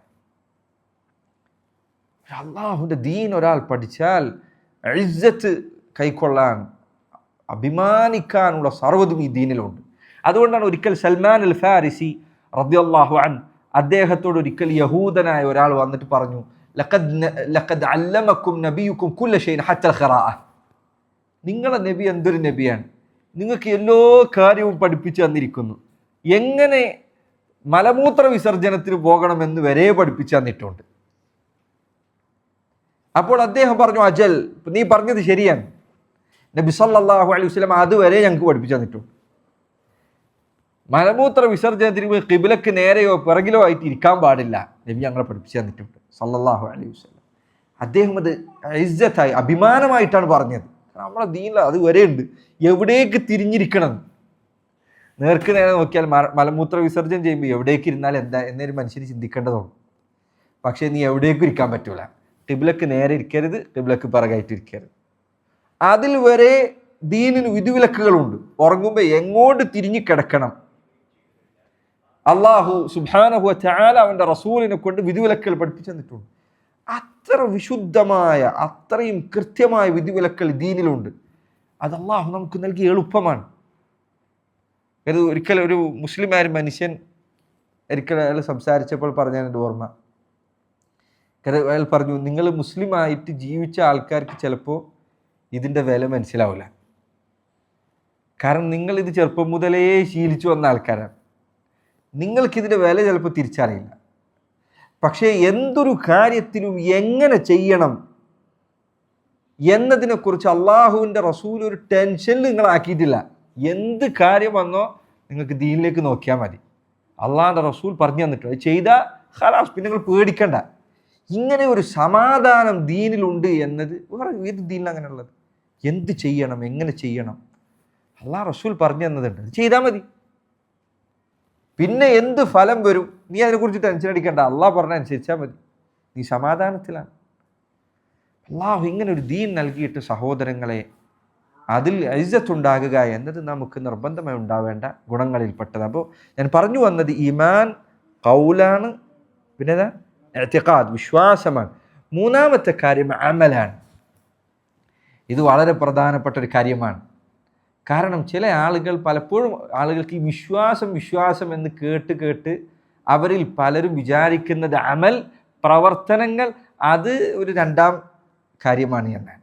അതൊരു രണ്ടാമത് വരുന്ന അത്ര പ്രാധാന്യമില്ലാത്ത ഒരു കാര്യം. ചില ആൾക്കാർ ചിലപ്പോൾ അവനോട് അവൻ്റെ വസ്ത്രം ഇസ്ലാമികമാക്കാൻ പറഞ്ഞാൽ, അവൻ്റെ പിന്നെ ഇസ്ലാമിക രൂപത്തിലേക്ക് അവൻ കൊണ്ടുവരണം എന്ന് പറഞ്ഞാൽ, ഇസ്ലാം താടി വളർത്തണം എന്ന് പറഞ്ഞാൽ ചിലപ്പോൾ അവർ വിശ്വാസമൊക്കെ ഉള്ളിലല്ലേ, നമ്മളെ പ്രവൃത്തി അള്ളാഹ് ഹൃദയത്തിലേക്കല്ലേ നോക്കുക എന്ന് പറയും. വിശ്വാസത്തിൻ്റെ ഭാഗമാണ് പ്രവർത്തനം. അമല് ഈമാനിൻ്റെ ഭാഗമാണ്, പ്രവർത്തനം ഈമാനിൻ്റെ ഭാഗമാണ്. നബി സല്ലല്ലാഹു അലൈഹി, അതുകൊണ്ട് നിങ്ങൾ സൂറത്തുൽ ബഖറ എടുത്തു നോക്കൂ. സൂറത്തുൽ ബഖറയിൽ എത്ര സ്ഥലത്താണ് ഈമാൻ പറഞ്ഞ ഉടനെ അമല് പറഞ്ഞിട്ടുള്ളത്? മൻ ആമന ബില്ലാഹി വൽ യൗമിൽ ആഖിരി വഅമില സാലിഹൻ. ഈമാൻ ഉണ്ടായ മാത്രം പോരാ, പിന്നെയോ വഅമില സാലിഹൻ, സൽക്കർമ്മം പ്രവർത്തിക്കണം. സൂറത്തുൽ അസ്റിൽ എന്താ പറഞ്ഞത്? വൽ അസ്ർ ഇന്നൽ ഇൻസാന ലഫീ ഖുസ്ർ ഇല്ലല്ലദീന ആമനു. അത്ര മതിയോ? പോരാ. വഅമിലുസ് സാലിഹാത്ത്, സൽക്കർമ്മം പ്രവർത്തിക്കണം. റസൂലുള്ളാഹി സ്വല്ലല്ലാഹു അലൈഹി വസല്ലം പറഞ്ഞു, പല ആൾക്കാരും പറയാറുള്ള തെറ്റിക്കാറുള്ള ഹദീസാണ്. അവിടുന്ന് പറഞ്ഞു, ഇന്നല്ലാഹ ലാ യൻദുറു ഇലാ അജ്സാമിക്കും വലാ ഇലാ സുവരിക്കും. അള്ളാഹു നിങ്ങളുടെ ശരീരങ്ങളിലേക്കല്ല നോക്കുന്നത്, നിങ്ങളുടെ രൂപങ്ങളിലേക്കല്ല നോക്കുന്നത്. എന്ന് പറഞ്ഞാൽ നീ കറുത്തിട്ടാണോ വെളുത്തിട്ടാണോ, നീ കുറിയവനാണോ നീളമുള്ളവനാണോ, തടിച്ചിട്ടാണോ മെലിഞ്ഞിട്ടാണോ, നീ ധരിച്ചിരിക്കുന്നത് നല്ല പട്ടുവസ്ത്രമാണോ അതല്ല സാധാ ഡ്രസ്സാണോ, നിനക്ക് വില കൂടിയ വസ്ത്രമാണോ അല്ലാത്ത വസ്ത്രമാണോ, ഇതല്ല അള്ളാഹു നോക്കുന്നത്. പട്ടാണോ ഞാൻ ഉദ്ദേശിച്ചത്, വില കൂടിയ വസ്ത്രമാണോ എന്നുള്ളതല്ല. പട്ട് പുരുഷന്മാർ ധരിക്കാൻ പാടില്ല. അപ്പം ഇതല്ല അള്ളാഹു നോക്കുന്നത്. വലാകിൻ യൻദുറു ഇലാ ഖുലൂബിക്കും, അള്ളാഹു നോക്കുന്നത് നിങ്ങളുടെ ഹൃദയങ്ങളിലേക്കാണ്. പല ആൾക്കാർ അവിടെ നിർത്തും. പക്ഷെ ആ ഹദീസിന്റെ വേറെ റിവായത്തുകളിൽ കാണാം, വലാകിൻ യൻദുറു ഇലാ ഖുലൂബിക്കും വഅഅമാലിക്കും, അള്ളാഹു നിങ്ങളുടെ ഹൃദയങ്ങളിലേക്കും നിങ്ങളുടെ പ്രവർത്തനങ്ങളിലേക്കുമാണ് നോക്കുന്നത്. നിങ്ങളുടെ കൽബ് ശരിയായിരിക്കണം. കൽബ് ശരിയില്ലാതെ അമല് നന്നായിട്ട് കാര്യമില്ല. കൽബ് നന്നാണെന്ന് പറഞ്ഞത് കൊണ്ട് മാത്രം അമല് ശരിയാകരുത്. എന്നല്ല, കൽബ് നന്നായി എന്നതിൻ്റെ അടയാളമാണ് അമല് നന്നാവുന്നത്. നിന്റെ ഹൃദയം നന്നാണെങ്കിൽ നിന്റെ അമല് നന്നാവണം. നല്ല ഹൃദയമുള്ളവൻ നല്ല അമൽ ചെയ്യും. ഹൃദയം നന്നല്ലേ അമല് മോശമാവും. നമ്മുടെ അമലിൽ കുഴപ്പം കാണുന്നുണ്ടോ അതിൻ്റെ പ്രശ്നം ശരിക്കും ഇവിടുന്നാണ് തുടങ്ങുന്നത്. അതുകൊണ്ടാണ് റസൂലുള്ളാഹി സ്വല്ലല്ലാഹു അലൈഹി വസല്ലം പറഞ്ഞത്, അലാ ഇന്ന ഫിൽ ജസദി മുദ്ഗ ഇദാ സ്വലഹത് സ്വലഹൽ ജസദു കുല്ലുഹു വഇദാ ഫസദത് ഫസദൽ ജസദു കുല്ലുഹു. അറിയുക, ശരീരത്തിൽ ഒരു മാംസ കഷ്ണമുണ്ട്, അത് ശരിയായാൽ സർവ്വതും ശരിയാകും, അത് കേടുവന്നാൽ സർവ്വതും കേടുവരും. അലാ വഹിയൽ ഖൽബ്, അത് ഏതാണ്? ഹൃദയമാണ്. ഹൃദയം നന്നായാൽ അതോടൊപ്പം ശരീരം നന്നാകും. എന്ന് പറഞ്ഞാൽ ശരീരം നന്നാകും എന്ന് പറഞ്ഞാൽ അതിൻ്റെ അർത്ഥം അമല് നന്നാകും, പ്രവർത്തനങ്ങൾ നന്നാകും. അമല് നന്നായിട്ടില്ലേ അതിൻ്റെ അർത്ഥം കൽബ് ശരിയല്ല. അതുകൊണ്ട് നോക്കൂ, നിങ്ങൾ ഏറ്റവും നല്ല കൽബുള്ള ആർക്കായിരുന്നു? അള്ളാഹുവിൻ്റെ റസൂലിനായിരുന്നു സ്വല്ലല്ലാഹു അലൈഹി വസല്ലം. അവിടുത്തേക്ക് തന്നെയായിരുന്നു ഏറ്റവും നല്ല അമലുണ്ടായിരുന്നത്, അല്ലേ? അവിടുത്തെ അമല് പിന്നെ മോശമായിരുന്നോ? അല്ല, അവിടുത്തെ കൽബിന് യോജിച്ച അമലായിരുന്നു അവിടുന്ന് ചെയ്തത്. അബൂബക്കർ സിദ്ദീഖ് നല്ല കൽബുള്ള ആളായിരുന്നു. ആ കൽബിന് യോജിച്ച അമലായിരുന്നു ഉണ്ടായിരുന്നത്. എനിക്ക് ഈമാനുണ്ട് എന്ന് പറഞ്ഞിട്ട് അങ്ങനെ മാറിക്കാണോ ചെയ്തതല്ല. അമലിൽ അദ്ദേഹം മുന്നിലായിരുന്നു. എന്തുകൊണ്ട്? അദ്ദേഹത്തിന് കൽബ് നല്ലായിരുന്നു. അതുകൊണ്ട് കൽബ് നന്നായോ അമല് നന്നാകും, കൽബ് മോശമായോ അമല് മോശമായി തുടങ്ങും. അതുകൊണ്ട് അല്ലാഹു സുബ്ഹാനഹു വതആല എങ്ങനെ പറഞ്ഞത്? ഖദ് അഫ്ലഹൽ മുഅ്മിനൂൻ അല്ലദീന ഹും ഫീ സ്വലാത്തിഹിം ഖാശിഊൻ. മുഅ്മിനീങ്ങൾ, വിശ്വാസികൾ വിജയിച്ചിരിക്കുന്നു. ഖലാസ്, വിശ്വാസമുണ്ട് ഇനിയൊന്നും വേണ്ടെന്നാണോ? അല്ല, വിശ്വാസമുള്ളതിനാൽ എന്താണ് അവർക്കുള്ളത്? അല്ലദീന ഹും ഫീ സ്വലാത്തിഹിം ഖാശിഊൻ, അവരുടെ നിസ്കാരത്തിൽ അവർക്ക് ഭയഭക്തി ഉണ്ടായിരിക്കും. അവരുടെ ഹൃദയം നന്നാണ്, അതുകൊണ്ട് അവരുടെ നിസ്കാരം നന്നാണ്. സഹോദരങ്ങളെ, അമൽ വളരെ പ്രധാനപ്പെട്ടതാണ്. അള്ളാഹുവിനുള്ള ഇബാദത്ത്, അതിനു വേണ്ടിയാണ് അള്ളാഹ് നമ്മളെ പഠിച്ചത്. അതുകൊണ്ട് അമൽ ചെയ്യുക എന്നത്, അതും എങ്ങനെ ചെയ്യാന്നുള്ളത്, അള്ളാഹു എങ്ങനെ കൽപ്പിച്ചോ അങ്ങനെ ചെയ്യാന്നുള്ളത്. ഇത് നമ്മൾ ശരിക്കും മനസ്സിലാക്കണം. റബ്ബ് നിന്നെ ഇഷ്ടപ്പെടണോ, നീ അമൽ ചെയ്യണം. അള്ളാഹുവിന് നിന്നോട് ഇഷ്ടമുണ്ടാകണമെങ്കിൽ നീ അമൽ ചെയ്യണം. നബി സല്ലല്ലാഹു അലൈഹി വസല്ലം അതുകൊണ്ടാണ് പറഞ്ഞത്, അള്ളാഹു പറഞ്ഞിരിക്കുന്നു, മാ തഖറബ ഇലയ്യ അബ്ദി ബിമിസ്ലി മഫ്തറൽതുഹു അലൈഹി, ഞാൻ എൻ്റെ അടിമകൾക്കുമേൽ നിർബന്ധമാക്കിയ കാര്യം അത് പ്രവർത്തിച്ചുകൊണ്ട് ഒരാൾക്ക് എന്നിലേക്ക് അടുക്കാൻ സാധിക്കുന്നത് പോലെ മറ്റൊന്നുകൊണ്ട് സാധിക്കുകയില്ല. ഏറ്റവും അള്ളാഹുവിൻ്റെ അടുത്തേക്ക് നിന്നെ അടുപ്പിക്കുന്ന കാര്യം ഫർദായ കാര്യങ്ങളാണ്, വാജിബായ കാര്യം. അത് കഴിഞ്ഞാൽ വലാ യസാലുൽ അബ്ദു യതഖറബു ഇലയ്യ ബിന്നവാഫിൽ ഹത്താ ഉഹിബ്ബഹ്, സുന്നത്തുകൾ ചെയ്തുകൊണ്ട് അവൻ എൻ്റെ അടുത്തേക്ക് അടുത്തുകൊണ്ടേയിരിക്കും. ഹത്താ ഉഹിബ്ബഹ്, അങ്ങനെ ഞാൻ അവനെ സ്നേഹിക്കും. അള്ളാഹു നിന്നെ സ്നേഹിക്കും. നിന്നെ സ്നേഹിക്കണമെങ്കിൽ നീ എന്ത് ചെയ്യണം? അമൽ ചെയ്യണം. അമലില്ല അള്ളാഹുവിൻ്റെ ഇഷ്ടം ലഭിക്കുകയില്ല. പ്രവർത്തിക്കണം. അതുകൊണ്ടാണ് വിശുദ്ധ ഖുർആൻ അള്ളാഹു പറഞ്ഞത്, ഖുൽ ഇൻ കുൻതും തുഹിബ്ബൂനല്ലാഹ് ഫത്തബിഊനി യുഹ്ബിബുകുമുല്ലാഹ് വയഗ്ഫിർ ലക്കും ദുനൂബക്കും. ഈ ആയത്തിനെ മുഫസ്സിരീങ്ങൾ പറയാറുള്ളത് ആയത്തുൽ ഇംതിഹാൻ എന്നാണ്, പരീക്ഷണത്തിൻ്റെ ആയത്ത്. ഈ ആയത്തിന് അങ്ങനെ പേര് വരാനൊരു കാരണമുണ്ട്. ചിലർ പറഞ്ഞു, ഹസൻ ബസ്രി അദ്ദേഹം പറഞ്ഞേക്കാണ്, ഇദ്ദഅ ഖൗമുൻ മഹബ്ബത്തല്ലാഹ്, ചില ആളുകൾ ഞങ്ങൾക്ക് അള്ളാഹുവിനെ ഇഷ്ടമാണ് എന്ന് വാദിച്ചു. സഹാബികളുടെ കാലഘട്ടത്തിൽ ചിലർ പറഞ്ഞു ഞങ്ങൾക്ക് അള്ളാഹുവിനോട് വലിയ പ്രിയമുണ്ട്, ഇഷ്ടമുണ്ട്.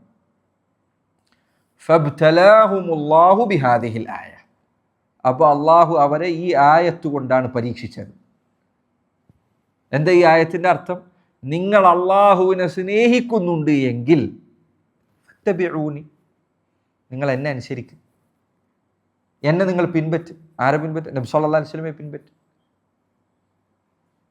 അതുകൊണ്ടാണ് ഇബ്നു കസീർ അദ്ദേഹം പറഞ്ഞേക്കാണാം ഈ ആയത്തിൻ്റെ വിശദീകരണത്തിൽ, സ്നേഹം അവകാശപ്പെടുക എന്നുള്ളത് വളരെ എളുപ്പമാണ്, പക്ഷേ പ്രവർത്തിക്കാൻ എല്ലാവർക്കും സാധിക്കില്ല. പറയാൻ വളരെ എളുപ്പമാണ്, എനിക്ക് ഇഷ്ടമാണ്, സ്നേഹമുണ്ട്, പറയാൻ എളുപ്പമാണ്. പക്ഷേ അതിൻ്റെ സത്യസന്ധത വേർതിരിയുന്നത് അമലിലാണ്, പ്രവർത്തനത്തിലാണ്. പ്രവർത്തനമില്ലേ അവകാശപ്പെടാൻ ആർക്കാ പറ്റാത്തത്? ഇബ്നു കസീർ അദ്ദേഹം അതിൽ പറഞ്ഞു, ലൈസ ശഅൻ അൻ തുഹിബ് വലാകിൻ അശ്ശഅൻ അൻ തുഹബ്. നീ അള്ളാഹുവിനെ സ്നേഹിക്കുന്നു എന്ന് പറയുന്നതിലല്ല കാര്യമുള്ളത്, അള്ളാഹു നിന്നെ സ്നേഹിക്കുന്നുണ്ടോ എന്നതിലാണ് കാര്യമുള്ളത്. നീ ഇങ്ങനെ പറഞ്ഞുകൊണ്ടിരുന്നതുകൊണ്ട് എന്താ കാര്യം? നിനക്ക് സ്വർഗം കിട്ടണമെങ്കിൽ അള്ളാഹുവിന് നിന്നോട് ഇഷ്ടം വേണം. അള്ളാഹു നിന്നെ ഇഷ്ടപ്പെടണോ? നീ അള്ളാഹ് അനുസരിക്കണം, നബി സല്ലല്ലാഹു അലൈഹി വസല്ലമയെ അനുസരിക്കണം. അമൽ ഈമാനിൻ്റെ പ്രധാന ഘടകമാണ്. അമൽ മാറ്റിവെച്ചുകൊണ്ടൊരു ഈമാനില്ല. അവനവൻ്റെ ശരീരങ്ങൾ കൊണ്ട് പ്രവർത്തിക്കണം. പ്രവർത്തനം 3 രൂപത്തിലുണ്ട്. ഒന്ന് അമലുൽ ലിസാൻ, അല്ലെങ്കിൽ ഒന്ന് അമലുൽ ഖൽബ്, 2 അമലുൽ ലിസാൻ, 3 അമലുൽ ജവാരിഹ്. ഒന്ന് ഹൃദയം കൊണ്ടുള്ള പ്രവർത്തനമാണ്. പൊതുവെ പണ്ഡിതന്മാർ പറയും ഹൃദയം കൊണ്ടുള്ള അമലാണ്, പ്രവർത്തനമാണ് ശരീരാവയവങ്ങൾ കൊണ്ടുള്ള പ്രവർത്തനത്തെക്കാൾ പൊതുവെ ശ്രേഷ്ഠമായിട്ടുള്ളത്, അതിനാണ് കൂടുതൽ പ്രതിഫലമുള്ളത്. ഹൃദയം കൊണ്ട് പ്രവർത്തിക്കാവുന്ന ഒരു പ്രവൃത്തി ഏതാ? ഒരു ഉദാഹരണം, നിയ്യത്ത് ഒരു ഉദാഹരണമാണ് അല്ലേ? ഒരു അമൽ ചെയ്യുമ്പോൾ ഇത് അള്ളാഹ്ക്ക് വേണ്ടിയിട്ടാണെന്ന് ഉദ്ദേശിക്കുന്നത്, അതൊരു ഉദാഹരണം. വേറെന്താ? തവക്കുൽ. തവക്കുലിൻ്റെ പ്രധാന ഭാഗം ഹൃദയത്തിലാണ് നിൽക്കുന്നത്. ഇത് തവക്കുൽ എന്ന് പറഞ്ഞാൽ ഒരു കാര്യത്തിലേക്ക് നീ ഇറങ്ങുമ്പോൾ അള്ളാഹുവിനെ ഏൽപ്പിക്കുക. എൻ്റെ റബ്ബ് എന്നെ കൈവടിയില്ല എന്ന് നീ വിശ്വസിക്കുക. തവക്കുലിൻ്റെ 2ാമത്തെ ഭാഗം കൈകൊണ്ട് പ്രവർത്തിക്കലാണ്. ചില പണ്ഡിതന്മാർ പറഞ്ഞു, അത്തവക്കുലു സുകൂനുൻ വത്തിറാബ്. തവക്കുൽ എന്നാൽ ഒരേ സമയം നിശ്ചലനായിരിക്കൽ, അനങ്ങാതിരിക്കലും അതോടൊപ്പം ചലിക്കലുമാണ്. തവക്കുൽ എന്ന് പറഞ്ഞാൽ അനങ്ങാതിരിക്കലും അനങ്ങലുമാണ്. എന്താ അനങ്ങാതിരിക്കലും അനങ്ങലും? ആര് പറയും? ഇബ്നു ഖയ്യിം പറഞ്ഞാണ്. എങ്ങനെ തവക്കുൽ അനങ്ങാതിരിക്കലും അനങ്ങലും ആവാ?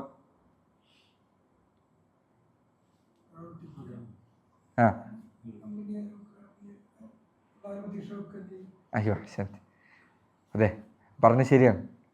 കൽബ് അനങ്ങാതിരിക്കുക, കൽബ് പേടിച്ചിട്ട് അള്ളാഹ് എന്താവും എന്താവും എന്താവും ടെൻഷൻ അടിക്കുക, എന്നിട്ട് നീ അനങ്ങാതിരിക്കുന്നുണ്ടെങ്കിൽ കാര്യമില്ല.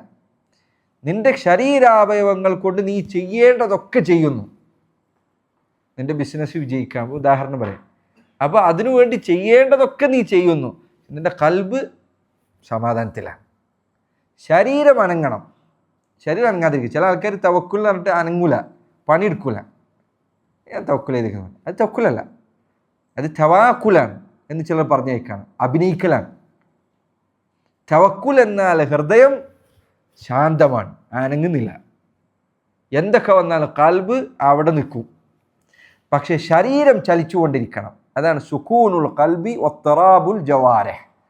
കൽബ് അനങ്ങാതിരിക്കുകയും ശരീരം ചലിച്ചുകൊണ്ടിരിക്കുകയും ചെയ്യലാണ് തവക്കുൽ എന്ന് പറഞ്ഞത്. അപ്പം തവക്കുൽ ഹൃദയത്തിൻ്റെ അമലിൽ പെടും. വേറൊരു അമൽ പറഞ്ഞ് ഹൃദയം കൊണ്ടുള്ള കഴിഞ്ഞ നോമ്പ് ശരീരം കൊണ്ടല്ലേ നോക്കണേ. ഇഖ്ലാസ് ഹൃദയത്തിൻ്റെ അമലിൽ പെട്ടതാണ്. അള്ളാഹുവിനെ മാത്രം, അവൻ്റെ പ്രതിഫലം മാത്രം ഉദ്ദേശിക്കുന്ന കൽബിലുള്ള കാര്യമാണ്, പുറത്തേക്ക് കാണൂല. വേറൊരു ഉദാഹരണം ഖശിയത്ത്, ഭയഭക്തി എന്നത് ഹൃദയം കൊണ്ടുള്ളതാണ്. വേറെ ഉദാഹരണങ്ങൾ മഹബ്ബത്ത്, അള്ളാഹുവിനുള്ള സ്നേഹം ഹൃദയത്തിലാണ്. അതുപോലെ റജ, അള്ളാഹുവിനുള്ള പ്രതീക്ഷ, സ്വർഗം കിട്ടുന്നുള്ള ആഗ്രഹം, പ്രതീക്ഷ ഖൽബിൻ്റെ അമലാണത്. അതുപോലെ അൽ ഖൗഫ്, അള്ളാഹുവിനോടുള്ള പേടി ഹൃദയത്തിൻ്റെ അമലാണ്. ഇതൊക്കെ ഹൃദയം കൊണ്ടുള്ള അമലാണ്. ഹൃദയം കൊണ്ടുള്ള പ്രവർത്തനത്തിനാണ് പൊതുവെ ശരീരാവയവങ്ങൾ കൊണ്ടുള്ള പ്രവർത്തനത്തേക്കാൾ പ്രതിഫലം കൂടുതലുണ്ടായിരിക്കുക. കാരണം അതാണ് അടിസ്ഥാനം എന്നതുകൊണ്ട്. അതുകൊണ്ട് പലപ്പോഴും ഇതിലാണ് ആളുകൾക്ക് പലപ്പോഴും എന്ത് സംഭവിക്കാറുള്ളത്, ശിർക്ക് സംഭവിക്കാറുള്ളത്. ഒരു കാര്യം ചെയ്യുമ്പോൾ ഭാര്യൻ്റെ പ്രസവത്തിൻ്റെ വാർഡിന് മുന്നിൽ പോയി നിൽക്കുമ്പോൾ അവൻ പോയിട്ട് ജാറത്തിൽ പോയിട്ട് ജാറത്തിലെ വലിയനോട് തേടുന്നെങ്കിൽ ജാറത്തിലെ വലിയാണ് എന്നെ രക്ഷിക്കുന്നതെന്ന് വിശ്വസിച്ചാൽ അവൻ തവക്കുൽ ചെയ്യുന്നത് ജാറത്തിലെ വലിയൻ്റെ മേലെയാണ്. അത് ശിർക്കാണ്.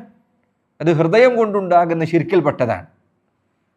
അതുപോലെ തന്നെ ഒരാൾ സ്നേഹിക്കണം, അള്ളാഹുവിനേക്കാൾ ഒരാൾക്ക് മറ്റുള്ള വസ്തുക്കളോട് സ്നേഹമുണ്ടാവുകയാണ്. അള്ളാഹുവിൻ്റെ കൽപ്പനകളേക്കാൾ അത് അവന് വില കൽപ്പിക്കുകയില്ല. ഈ പറഞ്ഞ അവൻ സ്നേഹിക്കുന്ന ആളുകളുടെ കൽപ്പനകൾക്ക് മുൻപിൽ. അങ്ങനെയാണെങ്കിൽ അത് അവൻ പങ്കുചേർക്കുന്ന അവസ്ഥയിലേക്ക് എത്തിയിട്ടുണ്ട്. അപ്പോൾ ഇതൊക്കെ ഹൃദയത്തിൻ്റെ അമലാണ്. നാവ് കൊണ്ടുള്ള അമലിന് ഉദാഹരണം 3 അമലിൻ്റെ തന്നെ. 1 ഹൃദയം, 2 നാവ്, 3 ശരീരാവയവം. നാവ് ഏതാ ഉദാഹരണം? തസ്ബീഹ്. മൊത്തത്തിൽ ദിക്ർ അങ്ങനെ പറഞ്ഞാൽ അതിലെല്ലാം പെട്ടു. തസ്ബീഹ്, തഹ്ലീൽ, തഹ്മീദ്, ഇതൊക്കെ അതിൽ പെട്ടു. സുബ്ഹാനല്ലാഹ്, അൽഹംദുലില്ലാഹ്, ലാ ഇലാഹ ഇല്ലല്ലാഹ്, അല്ലാഹു അക്ബർ, ലാ ഹൗല വലാ ഖുവത ഇല്ലാ ബില്ലാഹ്, ഇതൊക്കെ അതിൽ പെട്ടു. ദിക്ർ നാവ് കൊണ്ടുള്ള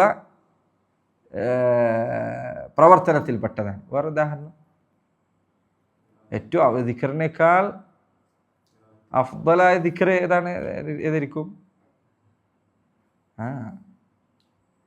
ദിക്ർ ഏത് ഖിറാഅത്ത്? അയ്യോ ശന്ത, ഖുർആൻ ഓതലാണ് ഏറ്റവും അഫ്ദൽ. ദിക്റിനേക്കാൾ അഫ്ദൽ ഖുർആൻ ഓതലാണ്. കാരണം ഖുർആൻ ആരുടെ കലാമാണ്? അള്ളാഹുവിൻ്റെ കലാമാണ്. ഖുർആനാണ് ഏറ്റവും അഫ്ദലായ ദിക്ർ എന്ന് പറഞ്ഞാൽ ഖുർആൻ അതിൽ ലാ ഇലാഹ ഇല്ലല്ലാഹ് എല്ലാം ഉണ്ട്. ഖുർആനാണ് ഏറ്റവും ദിക്റിനേക്കാൾ അഫ്ദൽ ഖുർആൻ ഓതുക എന്നുള്ളതാണ്. അതിൽ തന്നെ ഖുർആൻ ചിന്തിച്ചുകൊണ്ട് ഓതുക എന്നുള്ളതാണ് കൂടുതൽ അഫ്ദൽ. ഇത് നാവ് കൊണ്ടുള്ള ദിക്റാണ്. വേറെ നാവ് കൊണ്ടുള്ള അമലിന് ഉദാഹരണം ആരാ പറഞ്ഞേ? മാഷാ അല്ലാഹ് ശരി. ദഅവത്ത്, ഒരാളോട് നന്മ കൽപ്പിക്കുക, തിന്മ വിരോധിക്കുക. അൽ അംറു ബിൽ മഅറൂഫ്, അന്നഹ്യു അനിൽ മുൻകർ, നാവ് കൊണ്ടുള്ള ഇബാദത്താണ്. അത് നാവ് കൊണ്ടുള്ള ഇബാദത്തിൽ പെട്ടതാണ്. അതുപോലെ ദീൻ പഠിപ്പിച്ചു കൊടുക്കുക, ഇതൊക്കെ നാവ് കൊണ്ടുള്ള ഇബാദത്താണ്. അപ്പം നാവ് കൊണ്ടുള്ള ഇബാദത്തുകൾക്ക് ഉദാഹരണമാണ് ഈ പറഞ്ഞത്. ഇനി ശരീരാവയവങ്ങൾ കൊണ്ട് പ്രവർത്തിക്കുന്നതോ അതൊക്കെ എല്ലാവർക്കും അറിയാം. നിസ്കാരം, നോമ്പ്, സകാത്ത്, ഹജ്ജ്, ഇതൊക്കെ ശരീരാവയവങ്ങൾ കൊണ്ട് പ്രവർത്തിക്കുന്ന ഇബാദത്തുകൾക്ക് ഉദാഹരണമാണ്. അപ്പോൾ ഇങ്ങനെ ഇബാദത്തുകൾ 3 തരമുണ്ട്. നാവ് കൊണ്ടുള്ളത്, കൽബ് കൊണ്ടുള്ളത്, ശരീരാവയവങ്ങൾ കൊണ്ടുള്ളത്. ഞാൻ പറഞ്ഞു വന്നതിൻ്റെ ഏതാണ്ട് അവസാനമെത്തി. ഈമാൻ എന്നാൽ ഖൗലുണ്ട്, വിശ്വാസമുണ്ട്, അതുപോലെ തന്നെ അമലുകളുമുണ്ട്. യസീദു വയൻഖുസ്, ഈമാൻ യസീദ് അത് കുറയുകയും ചെയ്യും, വയൻഖുസ് യസീദ് എന്ന് പറഞ്ഞാൽ കൂടുകയും ചെയ്യും, വയൻഖുസ് അത് കുറയുകയും ചെയ്യും. ഈമാൻ ഒരൊറ്റ വസ്തുവല്ല. പിന്നെ അത് ചിലർക്ക് വർദ്ധിച്ച് പർവ്വത സമാനമായ ഈമാൻ ഉണ്ടാകും. ചിലരുടെ ഈമാൻ കുറഞ്ഞ് ഒരു ഹർദല, ഒരു കടുകുമണിയുടെ ഈമാനിൻ്റെ വലുപ്പം ഉണ്ടാവും. അത്ര ചെറിയ ഈമാൻ ഉണ്ടായിരിക്കും. ഇപ്പം ഈമാൻ വർദ്ധിക്കുകയും കുറയുകയും ചെയ്തത് മനുഷ്യന് മനസ്സിലാക്കാവുന്ന അനുഭവത്തിൽപ്പെട്ട കാര്യമാണ്. സൽക്കർമ്മം ചെയ്താൽ എന്തുണ്ടാവും? ഈമാൻ വർദ്ധിച്ച് നമുക്കെന്നെ മനസ്സിലാവും. അള്ളാഹു ഖുർആനിൽ പറഞ്ഞതുപോലെ വഇദാ തുലിയത് അലൈഹിം ആയാതുഹു സാദതുഹും ഈമാന, അവർക്ക് ഖുർആൻ ആയത്തുകൾ കേൾപ്പിക്കപ്പെട്ടാൽ ഈമാൻ വർദ്ധിക്കുന്നതാണ്. അപ്പോൾ സഹോദരങ്ങളെ, നമ്മുടെ ഈമാനിൻ്റെ ഈ വർധനവും കുറവും നമ്മൾ ശ്രദ്ധിക്കണം. ഈമാൻ കൂടുന്ന അവസ്ഥയുണ്ടാകും, കുറയുന്ന അവസ്ഥ. എങ്ങനെ കൂടുക? അള്ളാഹിനനുസരിച്ചാൽ ഇത് വർദ്ധിക്കും. എങ്ങനെ കുറയുക? ഷെയ്ത്താൻ അനുസരിച്ച് അത് കുറയും. അള്ളാഹുവിനോടുള്ള അനുസരണം എത്ര വർദ്ധിക്കുന്നോ അത്രയും ഈമാൻ അധികരിക്കും. ഈമാൻ അധികരിക്കുന്ന തോത് വ്യത്യാസത്തിലായിരിക്കും. ഒരു ചെറിയ അമൽ ചെയ്യുന്നത് പോലെയല്ല ഒരു വലിയ അമൽ ചെയ്യുന്നത്. ഒരു നിസ്കാരം ഒറ്റക്ക് നിസ്കരിക്കുന്നത് പോലെയല്ല ജമാഅത്തായി നിസ്കരിക്കുന്നത്. രണ്ടിനും ഈമാനിൻ്റെ വർധനവിൽ വ്യത്യാസമുണ്ടായിരിക്കും. ജമാഅത്തായി നിസ്കരിക്കുന്നതിൽ തന്നെ രണ്ടാളുകളുടെ നിസ്കാരം രണ്ടും ഒരേപോലെ തന്നെ നിസ്കരിക്കുന്നത്. പക്ഷേ രണ്ടാളുകളുടെയും ദിക്റിൻ്റെ അളവനുസരിച്ച് അവരുടെ നിസ്കാരത്തിൽ അതിൻ്റെ ഈമാനിൻ്റെ വർധനവിൽ വ്യത്യാസമുണ്ടായിരിക്കും. ഒരാൾ അള്ളാഹുവിനെ ഓർത്തുകൊണ്ടും പേടിച്ചുകൊണ്ടും ശ്രദ്ധയിലാണ് നിസ്കരിക്കുന്നത് എങ്കിൽ അവൻ്റെ ഈമാനിൽ ഉണ്ടാകുന്ന വർധനവ് പോലെ ആയിരിക്കില്ല മറ്റൊരാളുടെ ഈമാനിൽ ഉണ്ടാകുന്ന വർധനവ്. ഈമാൻ വർദ്ധിക്കുന്നത് ഏതായിരിക്കും? പലർക്കും പല തോതിലായിരിക്കും. അത് പഠിക്കുക എന്നത്, ഇതിൻ്റെ വർധനവ് എങ്ങനെയാണ് എന്നത് പഠിക്കൽ പല പണ്ഡിതന്മാർ പറഞ്ഞേക്കാണ് ഏറ്റവും ഉപകാരപ്രദമായ വിജ്ഞാനങ്ങളിൽപ്പെട്ടതാണ്. ഈമാൻ വർദ്ധിക്കാൻ ഏറ്റവും സഹായിക്കുന്നത് ഏതാണ് എന്നത് പഠിക്കൽ. ഒരു മനുഷ്യൻ പള്ളിയിലേക്ക് കയറി വന്നു. പള്ളിയിലേക്ക് കയറി വന്നാൽ നിനക്ക് ഇവിടെ പല ഇബാദത്തുകൾക്ക് അവസരമുണ്ട്.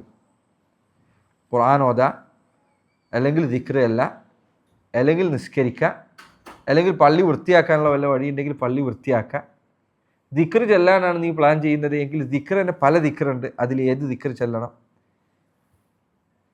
ഇങ്ങനെ പലതുണ്ട്. ഇതിൽ ഏറ്റവും നല്ലത് തിരഞ്ഞെടുക്കണോ ഒരാൾ ദീന് പഠിച്ചിരിക്കണം. അതുകൊണ്ട് ചില പണ്ഡിതന്മാർ പറഞ്ഞു, കുല്ലുൻ യഅരിഫുൽ ഖൈറ മിന ശർരി വശർറ മിനൽ ഖൈർ. എല്ലാവർക്കും ഷർറും ഖൈറും വേർതിരിച്ചറിയാൻ പറ്റും. ഇത് ഖൈറാണ്, ഇത് ഷർറാണ്. പക്ഷേ ലാകിന്നൽ ഹകീമ യഅരിഫുൽ ഖൈറൽ ഖൈറൈൻ വശർറ ശർറൈൻ.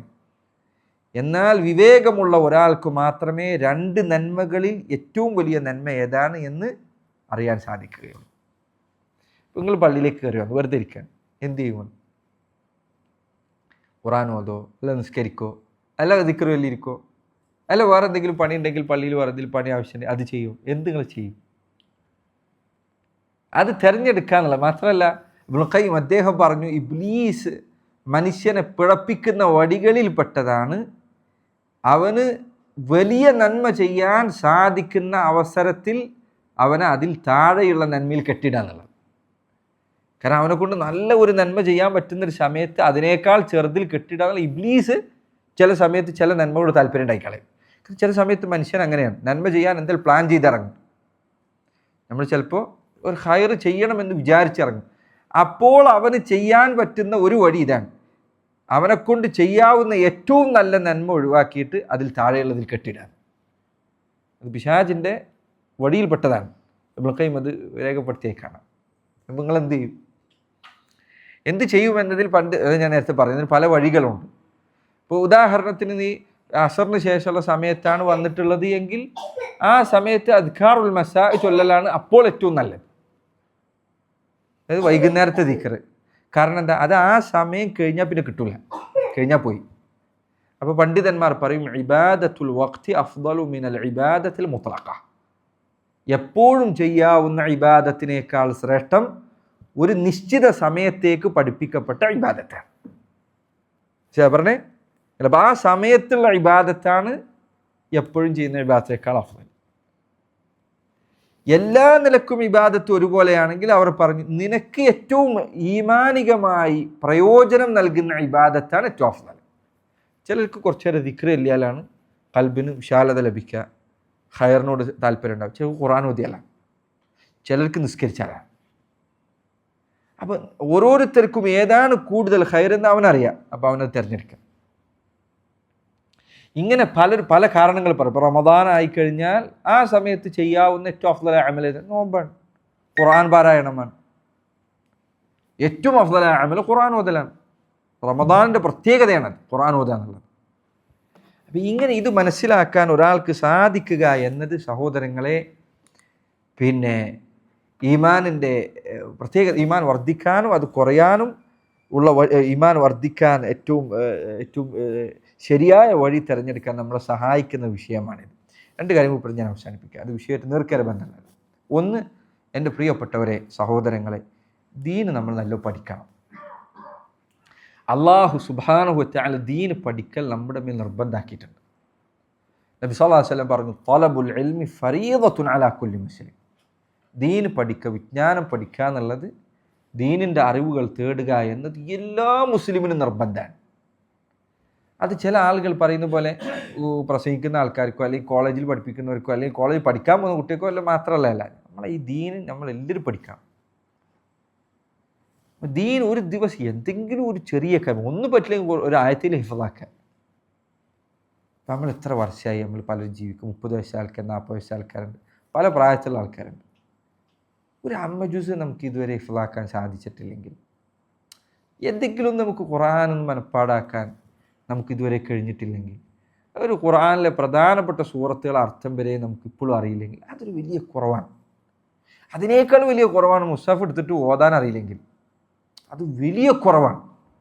നിങ്ങൾ എന്ത് വലിയ പിന്നെ ഞാൻ അങ്ങനെയാണ്, ഞാൻ ഇങ്ങനെ സെലഫിയാണ് എന്ത് പറഞ്ഞിട്ട് കാര്യമില്ല, ഖുർആൻ ഒരാൾക്ക് ഓതാൻ അറിയില്ലേ, അത് വളരെ വലിയൊരു ന്യൂനതയാണ്. ഒരു മനുഷ്യന് പറയാൻ നാണമുണ്ടാകേണ്ട കാര്യമാണ്. ഖുർആൻ പഠിച്ചിരിക്കണം, ഓതാൻ പഠിച്ചിരിക്കണം, വൃത്തിയിൽ ഓതാൻ, തെറ്റില്ലാതെ ഖുർആൻ ഓതാൻ പഠിച്ചിരിക്കണം. അതുപോലെ തന്നെ ഖുർആൻ പഠിച്ചു കഴിഞ്ഞാൽ പിന്നെ ഖുർആനെ കുറച്ച് ഹിഫ്ളാക്കുക. അതുപോലെ തന്നെ നമ്മളെ ഇബാദത്തിൽ നമുക്ക് ആവശ്യമുള്ള കാര്യങ്ങൾ പഠിക്കുക. നിസ്കരിക്കുമ്പോൾ ദിക്റുകളുടെ അർത്ഥം പഠിക്കുക. ഇത്ര കാലം നമ്മൾ നിസ്കരിക്കുന്നു. എന്താ റബ്ബി ഗഫിർലി വർഹംനി വജ്ബുർനി വർസുഖ്നി വഹ്ദിനി വആഫിനി, എന്താ ഇതിൻ്റെയൊക്കെ അർത്ഥം? നമുക്കിത് അറിയില്ലെങ്കിൽ എന്താ നമ്മൾ അള്ളാഹിൻ്റെ മുന്നിൽ നിസ്കരിക്കുന്നത്, നമുക്കിതിൻ്റെ അർത്ഥം അറിയില്ലെങ്കിൽ സുബ്ഹാന റബ്ബിയൽ അഅല സുബ്ഹാന റബ്ബിയൽ അദീം, എന്താ ഇതിൻ്റെ അർത്ഥം? സമിഅ അല്ലാഹു ലിമൻ ഹമിദ, എന്താ ഇതിൻ്റെ ഉദ്ദേശം? ഇത് നമുക്ക് അറിയില്ലെങ്കിൽ അതൊരു വലിയ കുറവാണ്, വലിയൊരു ന്യൂനതയാണ്. നമുക്ക് ഉണ്ടാവാൻ പാടില്ല. ദീന് അതിൻ്റെ അടിസ്ഥാനപരമായ കാര്യങ്ങൾ നമ്മൾ പഠിച്ചിരിക്കണം. ഈ പഠിച്ചിട്ടില്ലെങ്കിലുള്ള പ്രശ്നം എന്താ?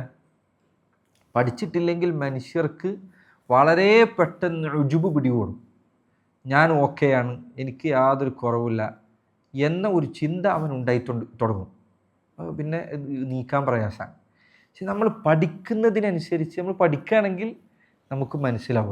ഒരു കൊല്ലം മുൻപുള്ള നമ്മളെ നോക്കുമ്പോൾ നമുക്ക് തന്നെ തോന്നും, ഞാൻ ചെയ്ത വിഡ്ഢിത്തരങ്ങൾ, അറിവില്ലായ്മകൾ, നമ്മുടെ കുറവ് നമുക്ക് ബോധ്യപ്പെടും.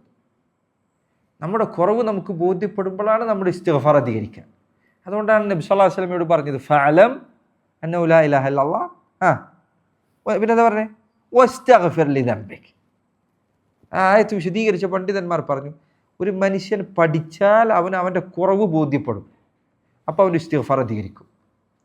പഠിക്കാത്തൊരുത്തൻ ചിന്തിക്കുന്നത് ഞാൻ എന്താ എനിക്ക് കുഴപ്പമെന്നുള്ളതാണ്. കാരണം പഠിക്കുന്നില്ല. പഠിക്കുന്ന ഒരുത്തനെ സംബന്ധിച്ചിടത്തോളം അവൻ്റെ കുറവ് അവന് കൂടുതൽ ബോധ്യപ്പെട്ടുകൊണ്ടേയിരിക്കും. ഞാൻ ചിലപ്പോൾ അറിയില്ല, ചില ആൾക്കാർ അതുകൊണ്ട് അവസാനം പഠിപ്പ് നിർത്തിയല്ലേ. കാരണം എന്താ, പഠിക്കുമ്പോൾ അവന് ഇങ്ങനെ കുറേ പഠിക്കുമ്പോൾ അവന് മനസ്സിലാവും, റബ്ബേ ഇത്ര കുറവുണ്ട്, അത്ര കുറവുണ്ട്, എത്ര കുറവുണ്ട്. അപ്പോൾ അവൻ പിന്നെ ചിന്തിക്കേണ്ട, ഞാൻ പഠിച്ചിട്ട് വളരെ മോശക്കാരനായി മാറിയെന്നാണ്. യഥാർത്ഥത്തിൽ അവൻ മോശക്കാരനായിരുന്നു എന്നത് അവന് തിരിച്ചറിയാൻ കഴിഞ്ഞാൽ അവൻ പഠിച്ചുകൊണ്ടാണ്. പഠിച്ചിട്ടില്ലെങ്കിൽ അവന് മനസ്സിലാവില്ലായിരുന്നു. അവൻ വിചാരിക്കുക ഞാൻ വളരെ നല്ലൊരു മനുഷ്യനാണെന്നാണ്.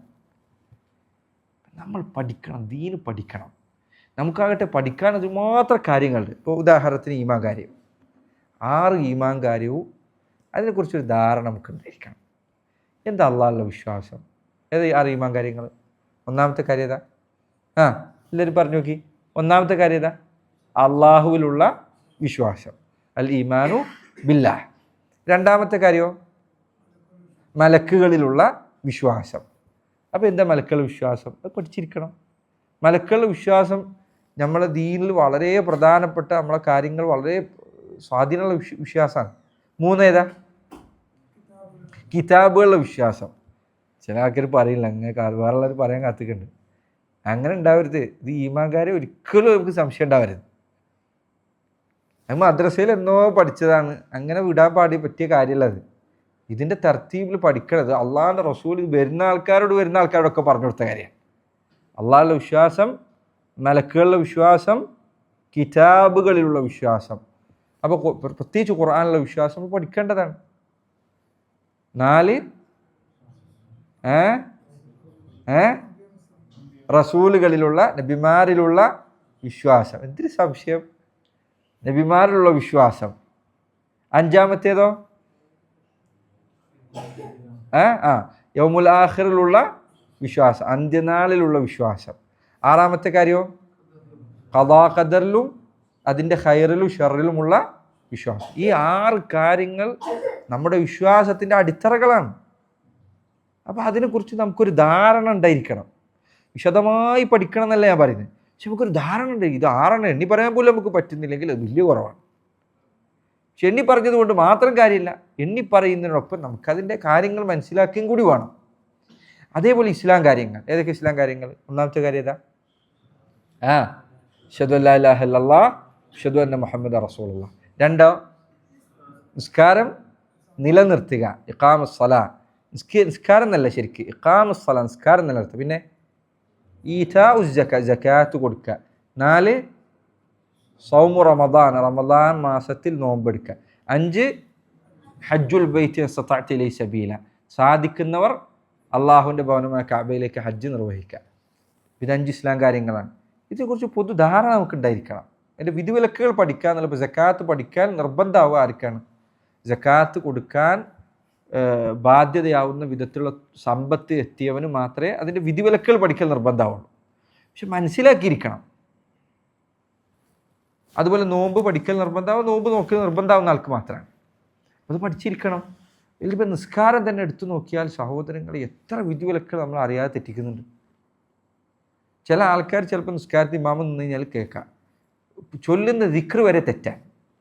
ചിലർ നന്നാക്കിയിട്ട് പറയും സമി അല്ലാഹു ലിമൻ ഹമിദ, സമി അല്ലാഹു എന്നാണ്, അള്ളാഹുവിൻ്റെ പേരാണത്, ഖാ ആക്കുന്നതാണ്. തെറ്റാണത്. ദിക്ർ വേറെ, അള്ളാഹുവിൻ്റെ പേരാണ് ഈ മാറ്റി പറയുന്നത്. നിസ്കാരം സ്വീകരിക്കൂല എങ്ങനെ നിസ്കരിച്ചു കഴിഞ്ഞാൽ. അതേപോലെ നിസ്കരിക്കൽ ഏതൊക്കെയാണ് റുക്ന്, ഏതൊക്കെയാണ് വാജിബ്, ഏതൊക്കെയാണ് സുന്നത്ത്, എന്തിനാണ് പഠിക്കുന്നത്? റുക്നും വാജിബൊക്കെ പഠിക്കുന്നത്. നിസ്കാരത്തിൽ അബദ്ധം പറഞ്ഞാൽ എന്തു ചെയ്യണമെന്ന് മനസ്സിലാക്കുന്നത് റുക്നും വാജിബ് അറിയണം. എന്താ റുക്നും വാജിബ് തമ്മിലുള്ള വ്യത്യാസം? റുക്ന് നിസ്കാരത്തിൽ നിന്ന് മിസ്സായാൽ നിസ്കാരമേ ബാത്തിലാവും, റുക്ന് പോയാൽ. പക്ഷെ വാജിബ് അങ്ങനെ, റുക്ന് നമ്മൾ മറന്നിട്ട് ഒഴിവാക്കിയാൽ, ഒരു റക്അത്തിലുള്ള ഏതെങ്കിലും ഒരു റുക്ന് മിസ്സായാൽ ആ റക്അത്ത് ബാത്തിലാണ്, ആ റുക്അത്ത് സ്വീകരിക്കില്ല. മറന്നിട്ടാണെങ്കിലും ഓർമ്മ വന്നാൽ ആ റക്അത്ത് ഒന്നാകെ മടക്കി സ്വീകരിക്കണം. ഉദാഹരണത്തിന് റുക്കൂഅ് ഒരു റുക്നാണ്, അത് ഒരു റക്അത്തിൽ മിസ്സായി, പിന്നെ എന്ത് ചെയ്യാൻ പറ്റില്ല? സഹ്വിന്റെ സുജൂദ് ചെയ്താൽ മതിയോ? പോരാ, ആ റക്അത്ത് മിസ്സാണ്, ആ റക്അത്ത് നിസ്കരിച്ചിട്ടില്ല നമ്മൾ. ആ റക്അത്ത് മടക്കണം. ആ റക്അത്ത് നിങ്ങൾ നിസ്കരിക്കാത്തതുപോലെ. അപ്പോൾ മഗ്‌രിബ് നിസ്കരിക്കുകയാണെങ്കിൽ 2ാമത്തെ റക്അത്തിൽ നിങ്ങൾ റുക്കൂഅ് മറന്നാൽ 3ാമത്തെ റക്അത്തിലേക്ക് എഴുന്നേൽക്കുമ്പോൾ തഹത്തിയാത്തിൽ ഇരിക്കുമ്പോൾ എനിക്ക് ഓർമ്മ വന്നു റുക്കൂഅ് ചെയ്തിട്ടില്ല എന്ന് ഓർമ്മ വന്നു എങ്കിൽ നിങ്ങൾ അപ്പോൾ എഴുന്നേൽക്കണം, എന്നിട്ട് 2ാമത്തെ റക്അത്ത് നിസ്കരിക്കണം, എന്നിട്ട് വീണ്ടും അത്തഹിയാത്തിന് ഇരുന്ന് നിസ്കാരം പൂർത്തീകരിക്കണം, എന്നിട്ട് അവസാനം സഹ്വിന്റെ സുജൂദ് ചെയ്യണം. കാരണം അത് റുക്നാണ്. എന്നാൽ വാജിബ് മറന്നാൽ, മറന്നിട്ട് കുറച്ച് കഴിഞ്ഞിട്ടാണ് ഓർമ്മ വരുന്നതെങ്കിൽ സഹ്വിന്റെ സുജൂദ് ചെയ്താൽ മതി. ഉദാഹരണത്തിന് ആദ്യത്തെ തശഹുദ് അത് വാജിബാണ്. അപ്പോൾ അത് ഒരാൾ മറന്നിട്ട് അവസാനം അത്തഹിയാത്തിൻ്റെ സമയത്തെപ്പോൾ ഓർമ്മ വന്ന് ഞാൻ 1ാമത്തെ തശഹുദ് ചെയ്തിട്ടില്ല, അപ്പോൾ എന്ത് ചെയ്തിട്ട് നിസ്കാരം മടക്കണോ? വീണ്ടും എണീക്കണോ? വേണ്ട, തശഹുദിന്റെ സുജൂദ് മതി. കാരണം അത് വാജിബാണ്. വാജിബ് മറന്നാൽ സഹ്വിന്റെ സുജൂദ്. ഇത് നമ്മൾ പഠിച്ചിരിക്കണില്ലെങ്കിൽ നമ്മളെ നിസ്കാരത്തിൽ എങ്ങനെ അബദ്ധം പറഞ്ഞാൽ മനസ്സിലാവുക? ഇങ്ങനെയുള്ള കാര്യം നിസ്കാരത്തിൻ്റെ വിധിവിലക്കുകൾ പഠിക്കൽ നിർബന്ധമാണ്. അതേപോലെ പല ആൾക്കാർ ഈ ഹുഫൻ്റെ മേലെ തടവുന്നത് വിധി അറിയാതെ ചെയ്യുന്നത് കാണാം. ഖസറാക്കുന്നത്. ഞാൻ ഒരു സമയത്തിൻ്റെ ഒരാൾ ചേളാരിയിൽ നിന്ന് കോഴിക്കോടുക്ക് വന്നിട്ട് ഖസറാക്കി നിസ്കരിക്കുന്നു. ചേളാരി കോഴിക്കോട് സ്ഥലറിയെങ്കിലും അറിയാം, 2 വളരെ അടുത്താണ്. അത്തരം ഒരു സ്ഥലത്ത് നിന്ന് നിസ്കാരം ഖസറാക്കാൻ പറ്റില്ല. അപ്പോൾ നിസ്കാരം ഖസറാക്കുന്നതിന് വിധിയുണ്ട്. നോമ്പ് ഒരിക്കലും ഭയങ്കര അത്ഭുതകരമായി ഒരാൾ ചോദിച്ചതാണ്. പറയുമ്പോൾ നമ്മളെല്ലാവരും കണ്ടാൽ നല്ലൊരു മനുഷ്യനാണ്, അയാൾ കുറവല്ല. അയാൾ പറയുമ്പോൾ എല്ലാ ക്ലാസ്സിനൊക്കെ ഉണ്ടാവും, എന്നിട്ടും പക്ഷേ പഠിക്കാത്തതിൻ്റെ പ്രശ്നം നോക്കും. അയാൾ എന്നോട് ചോദിക്കുകയാണ്, എനിക്ക് സംശയമൊന്നുമില്ല, പക്ഷെ എന്നാലും ഒന്ന് ഉറപ്പുവരുത്താൻ വേണ്ടി ചോദിച്ചാൽ നമുക്ക് ആദ്യം പറഞ്ഞത്. എന്നോട് പറഞ്ഞു, ഞാൻ നോമ്പിന് എല്ലാ ദിവസവും അത്താഴം കഴിക്കും, എങ്ങാനും ചിലപ്പോൾ സുബഹിക്ക് ബാങ്ക് കൊടുക്കുന്നതിന് മുൻപ് എഴുന്നേൽക്കാൻ പറ്റില്ല, ബാങ്ക് കൊടുത്തിട്ടാണ് എഴുന്നേറ്റെങ്കിൽ കുറച്ച് ഭക്ഷണം കഴിച്ചിട്ടാണ് ഞാൻ അത്താഴം കഴിക്കലുണ്ടെന്ന് പറഞ്ഞു. ഇവർ മനസ്സിലാക്കിയില്ല അത്താഴം വാജിബാണെന്നാണ്, അത്താഴം സുന്നത്താണ്. സുബഹി ബാങ്ക് കൊടുത്തതിന് ശേഷം അത്താഴം കഴിക്കാൻ പറ്റുമോ? പറ്റില്ല. അന്ന് അത്താഴം ഇല്ലാതെ നോമ്പ് നോക്കണം. പക്ഷെ നോക്കൂ, എത്രയോ നോമ്പ്. എന്നിട്ട് എന്നോട് പറഞ്ഞെന്താ, സംഭവം എനിക്കറിയാം ഞാൻ ചെയ്ത് തെറ്റില്ലാന്ന്. ഞാൻ ഒന്ന് വെറുതെ ഉറപ്പുവരുത്താൻ വേണ്ടി ചോദിച്ചാലാ പറഞ്ഞത്. പക്ഷേ സുബ്ഹാനല്ലാഹ് എത്ര വലിയ അബദ്ധത്തിലാണ് പെണ്ണ് വീണ് കിടന്നിരുന്നത്. അള്ളാഹു കാത്തുരക്ഷിക്കട്ടെ. ഒരാൾ ചോദിച്ച ചോദ്യം, അയാൾ വർഷങ്ങളായി വിവാഹം കഴിഞ്ഞിട്ട് ആർത്തവ കാലത്ത് അയാൾ ബന്ധപ്പെടാറുണ്ട്. അപ്പോൾ ആരോ അയാൾ പറഞ്ഞു കൊടുത്തു, കഴുകിയിട്ട് ബന്ധപ്പെടാന്ന് പറഞ്ഞു കൊടുത്തു. നോക്കൂ എത്ര വലിയ അതിക്രമമാണ് ചെയ്തിരുന്നത് നോക്കൂ. ഏതോ ഒരാൾ വിവരമില്ലാത്ത ഉത്തരം പറഞ്ഞു കൊടുത്തു. ദീനിൻ്റെ വിധിവിലക്കുകൾ നമ്മൾ ചെറിയ കുട്ടികൾക്ക് പഠിപ്പിച്ചു കൊടുക്കണം. അവർക്ക് പ്രായപൂർത്തി എത്തുന്ന സമയത്ത് ജനാബത്ത് എങ്ങനെ കുളിക്കേണ്ടത് കുട്ടികൾ പറഞ്ഞു കൊടുക്കണം. ഇത് നമ്മൾ പഠിക്കുക എന്നത് സഹോദരങ്ങളെ നമ്മുടെ മേൽ വളരെ നിർബന്ധമായിട്ടുള്ള കാര്യം. ദീനിൻ്റെ അടിസ്ഥാന വിധിവിലക്കുകൾ പഠിക്കാതിരിക്കരുത്. അങ്ങനെ പോയി കഴിഞ്ഞാൽ നമ്മൾ ദീനേ ഇല്ലാതെയാവും കുറച്ചു കാലം കഴിഞ്ഞാൽ. അപ്പോൾ അത് പഠിക്കാൻ ഇന്ന് അൽഹംദുലില്ലാഹ് ധാരാളം വഴികൾ ഇന്നുണ്ട്. ഓൺലൈനിലും മറ്റൊക്കെ സൗകര്യങ്ങളൊക്കെ ഉണ്ട്. നിങ്ങൾ പഠിക്കാൻ ശ്രമിക്കും. ഒന്ന്. രണ്ടാമത്തെ കാര്യം ഒരു പ്രധാനപ്പെട്ട കാര്യമാണ്. പിന്നെ പ്രത്യേകിച്ച് ഈ മസ്ജിദിൻ്റെ കാര്യങ്ങൾ കൊണ്ട് നടക്കുന്നവർ അത് ശ്രദ്ധിക്കണം. നമ്മുടെ സ്വഭാവം നന്നാക്കുക എന്നത് മസ്ജിദുമായി ബന്ധപ്പെടുന്നവർ എപ്പോഴും ശ്രദ്ധിക്കണം. പ്രത്യേകിച്ച് നിങ്ങൾ പള്ളീൻ്റെ കാര്യത്തിൽ ഇടപെടുമ്പോൾ. എന്തുകൊണ്ടാണ് ഇത് പ്രത്യേകം പറയുന്നത്?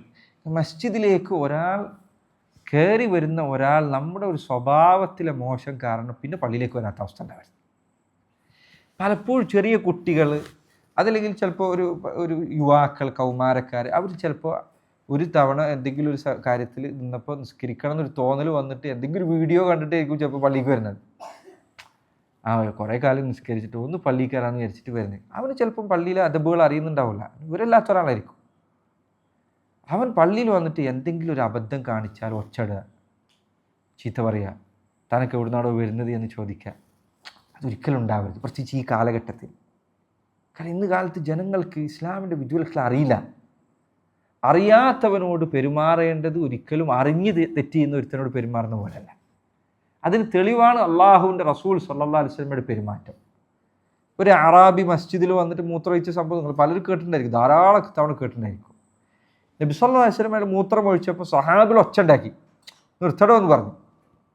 നബി സല്ലല്ലാഹു അലൈഹി വസല്ലം പറഞ്ഞു, ലാ തുദ്രിമൂഹു ദഊഹു ലാ തുദ്രിമൂഹു, നിങ്ങൾ അയാളെ ബുദ്ധിമുട്ടിക്കരുത്, അയാളെ വെറുതെ വിടുക, മൂത്രമൊഴിക്കട്ടെ. രണ്ട് കാരണമുണ്ട് മൂത്രം പിടിച്ചു വെക്കാതിരിക്കാൻ പറഞ്ഞത്. ഒന്ന്, അയാൾ മൂത്രം പിടിച്ചു വെച്ചാൽ അയാൾ പുറത്തേക്ക് ഇറങ്ങാൻ നടന്നാൽ പള്ളിയിൽ എല്ലായിടത്തും മൂത്രമാവും. ഇപ്പം അവിടെ മാത്രമേ ആവുള്ളൂ. രണ്ട്, അയാൾ മൂത്രം പിടിച്ചു വെച്ചാൽ അയാൾക്ക് തന്നെയും അത് ഉപദ്രവമാണ്. മൂത്രം പിടിച്ചു വെക്കുക എന്നുള്ള ബുദ്ധിമുട്ടുള്ള കാര്യമാണ്. ഒഴിച്ചു വെക്കുന്നതിൻ്റെ ഇടയിൽ പിടിച്ചു വെക്കുക എന്നുള്ളത്. അയാൾ അവിടെ തന്നെ മൂത്രം ഒഴിക്കട്ടെ. അയാൾ മൂത്രം ഒഴിച്ച് കഴിഞ്ഞ ശേഷം നബി സല്ലല്ലാഹു അലൈഹി വസല്ലം അയാൾ അടുത്തേക്ക് വിളിച്ചിട്ട് അയാളോട് പറഞ്ഞു, അവിടുന്ന് ഒരു ബക്കറ്റിൽ വെള്ളം കൊണ്ടുവരാൻ പറഞ്ഞു. വെള്ളം ഒഴിച്ചു. അവിടുന്ന് തന്നെയാണ് വെള്ളം ഒഴിച്ചത്. ഒരാൾ മൂത്രം ഒഴിച്ചതിൻ്റെ മേലെ അവിടുന്ന് തന്നെയാണ് വെള്ളം ഒഴിച്ചത്. എന്നിട്ട് അവിടുന്ന് അയാളോട് പറഞ്ഞു, ഈ മസ്ജിദ് എന്ന് പറഞ്ഞാൽ നിസ്കരിക്കാനും മറ്റൊക്കെയുള്ള സ്ഥലമാണ്.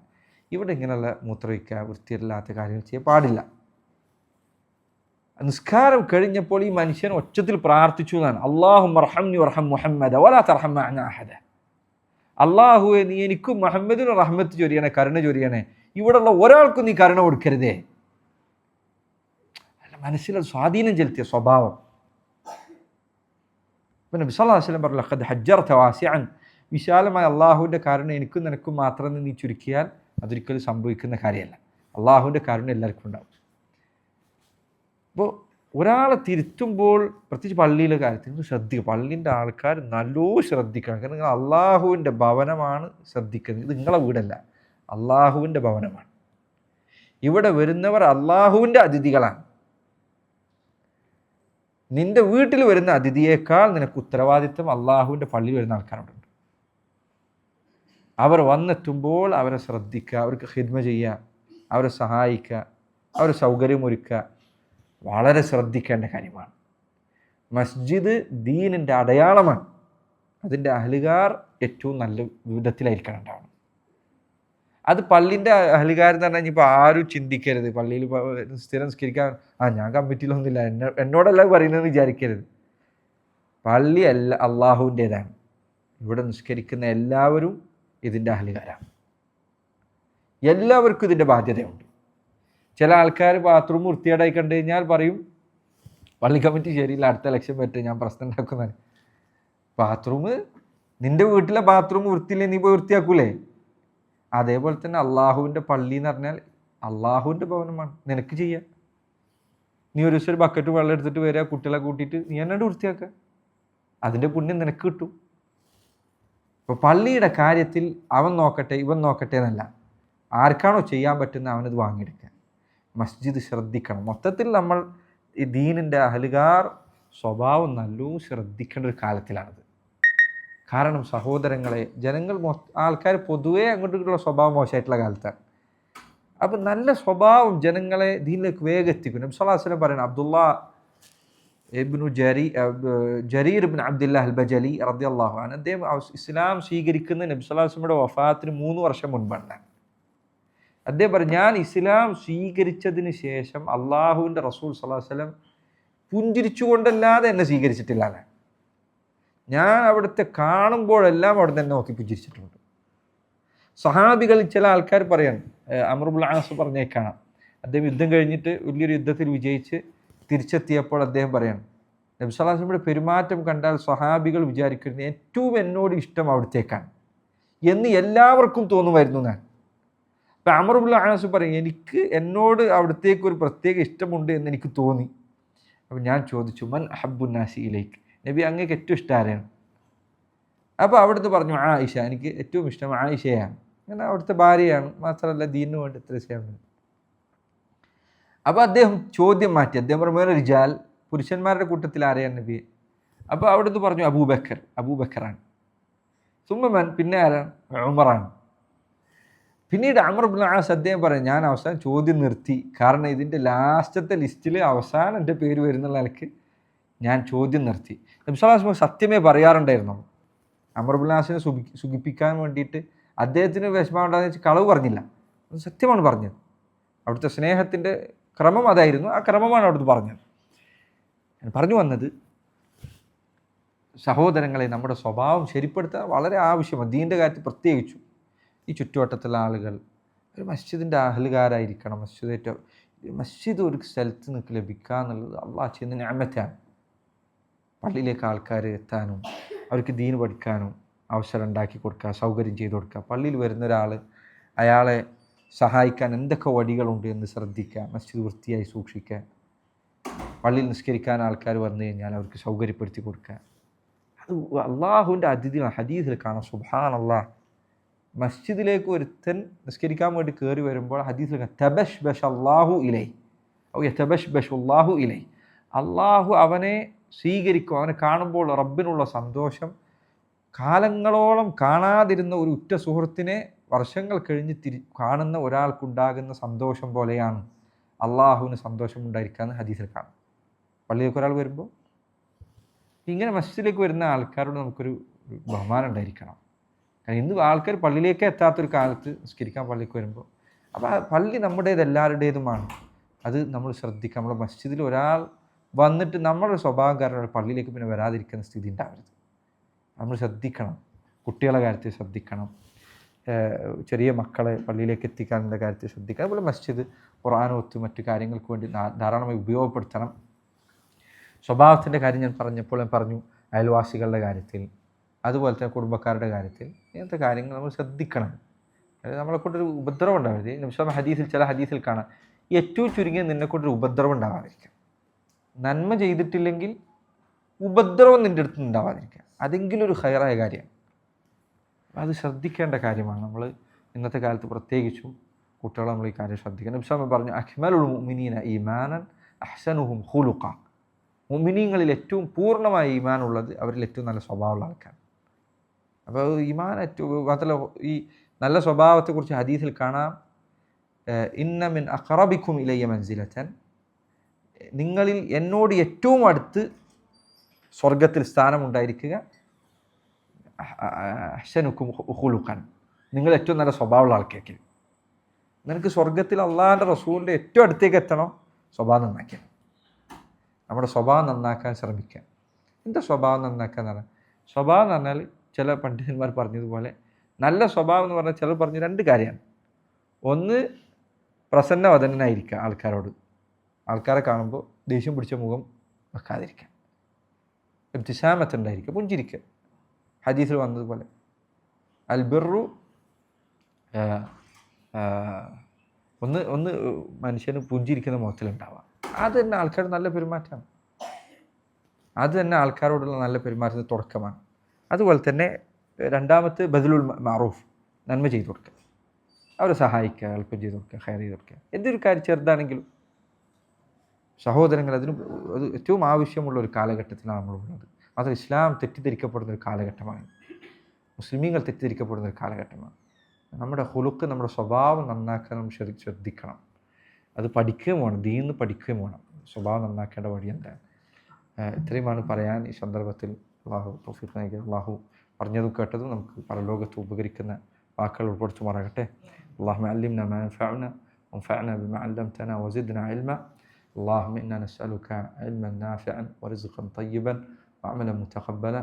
اللهم ربنا آتنا في الدنيا حسنة وفي الآخرة حسنة وقنا عذاب النار. ربنا ظلمنا أنفسنا وإن لم تغفر لنا وترحمنا لنكونن من الخاسرين. اللهم ربنا تقبل منا إنك أنت السميع العليم وتب علينا إنك أنت التواب الرحيم.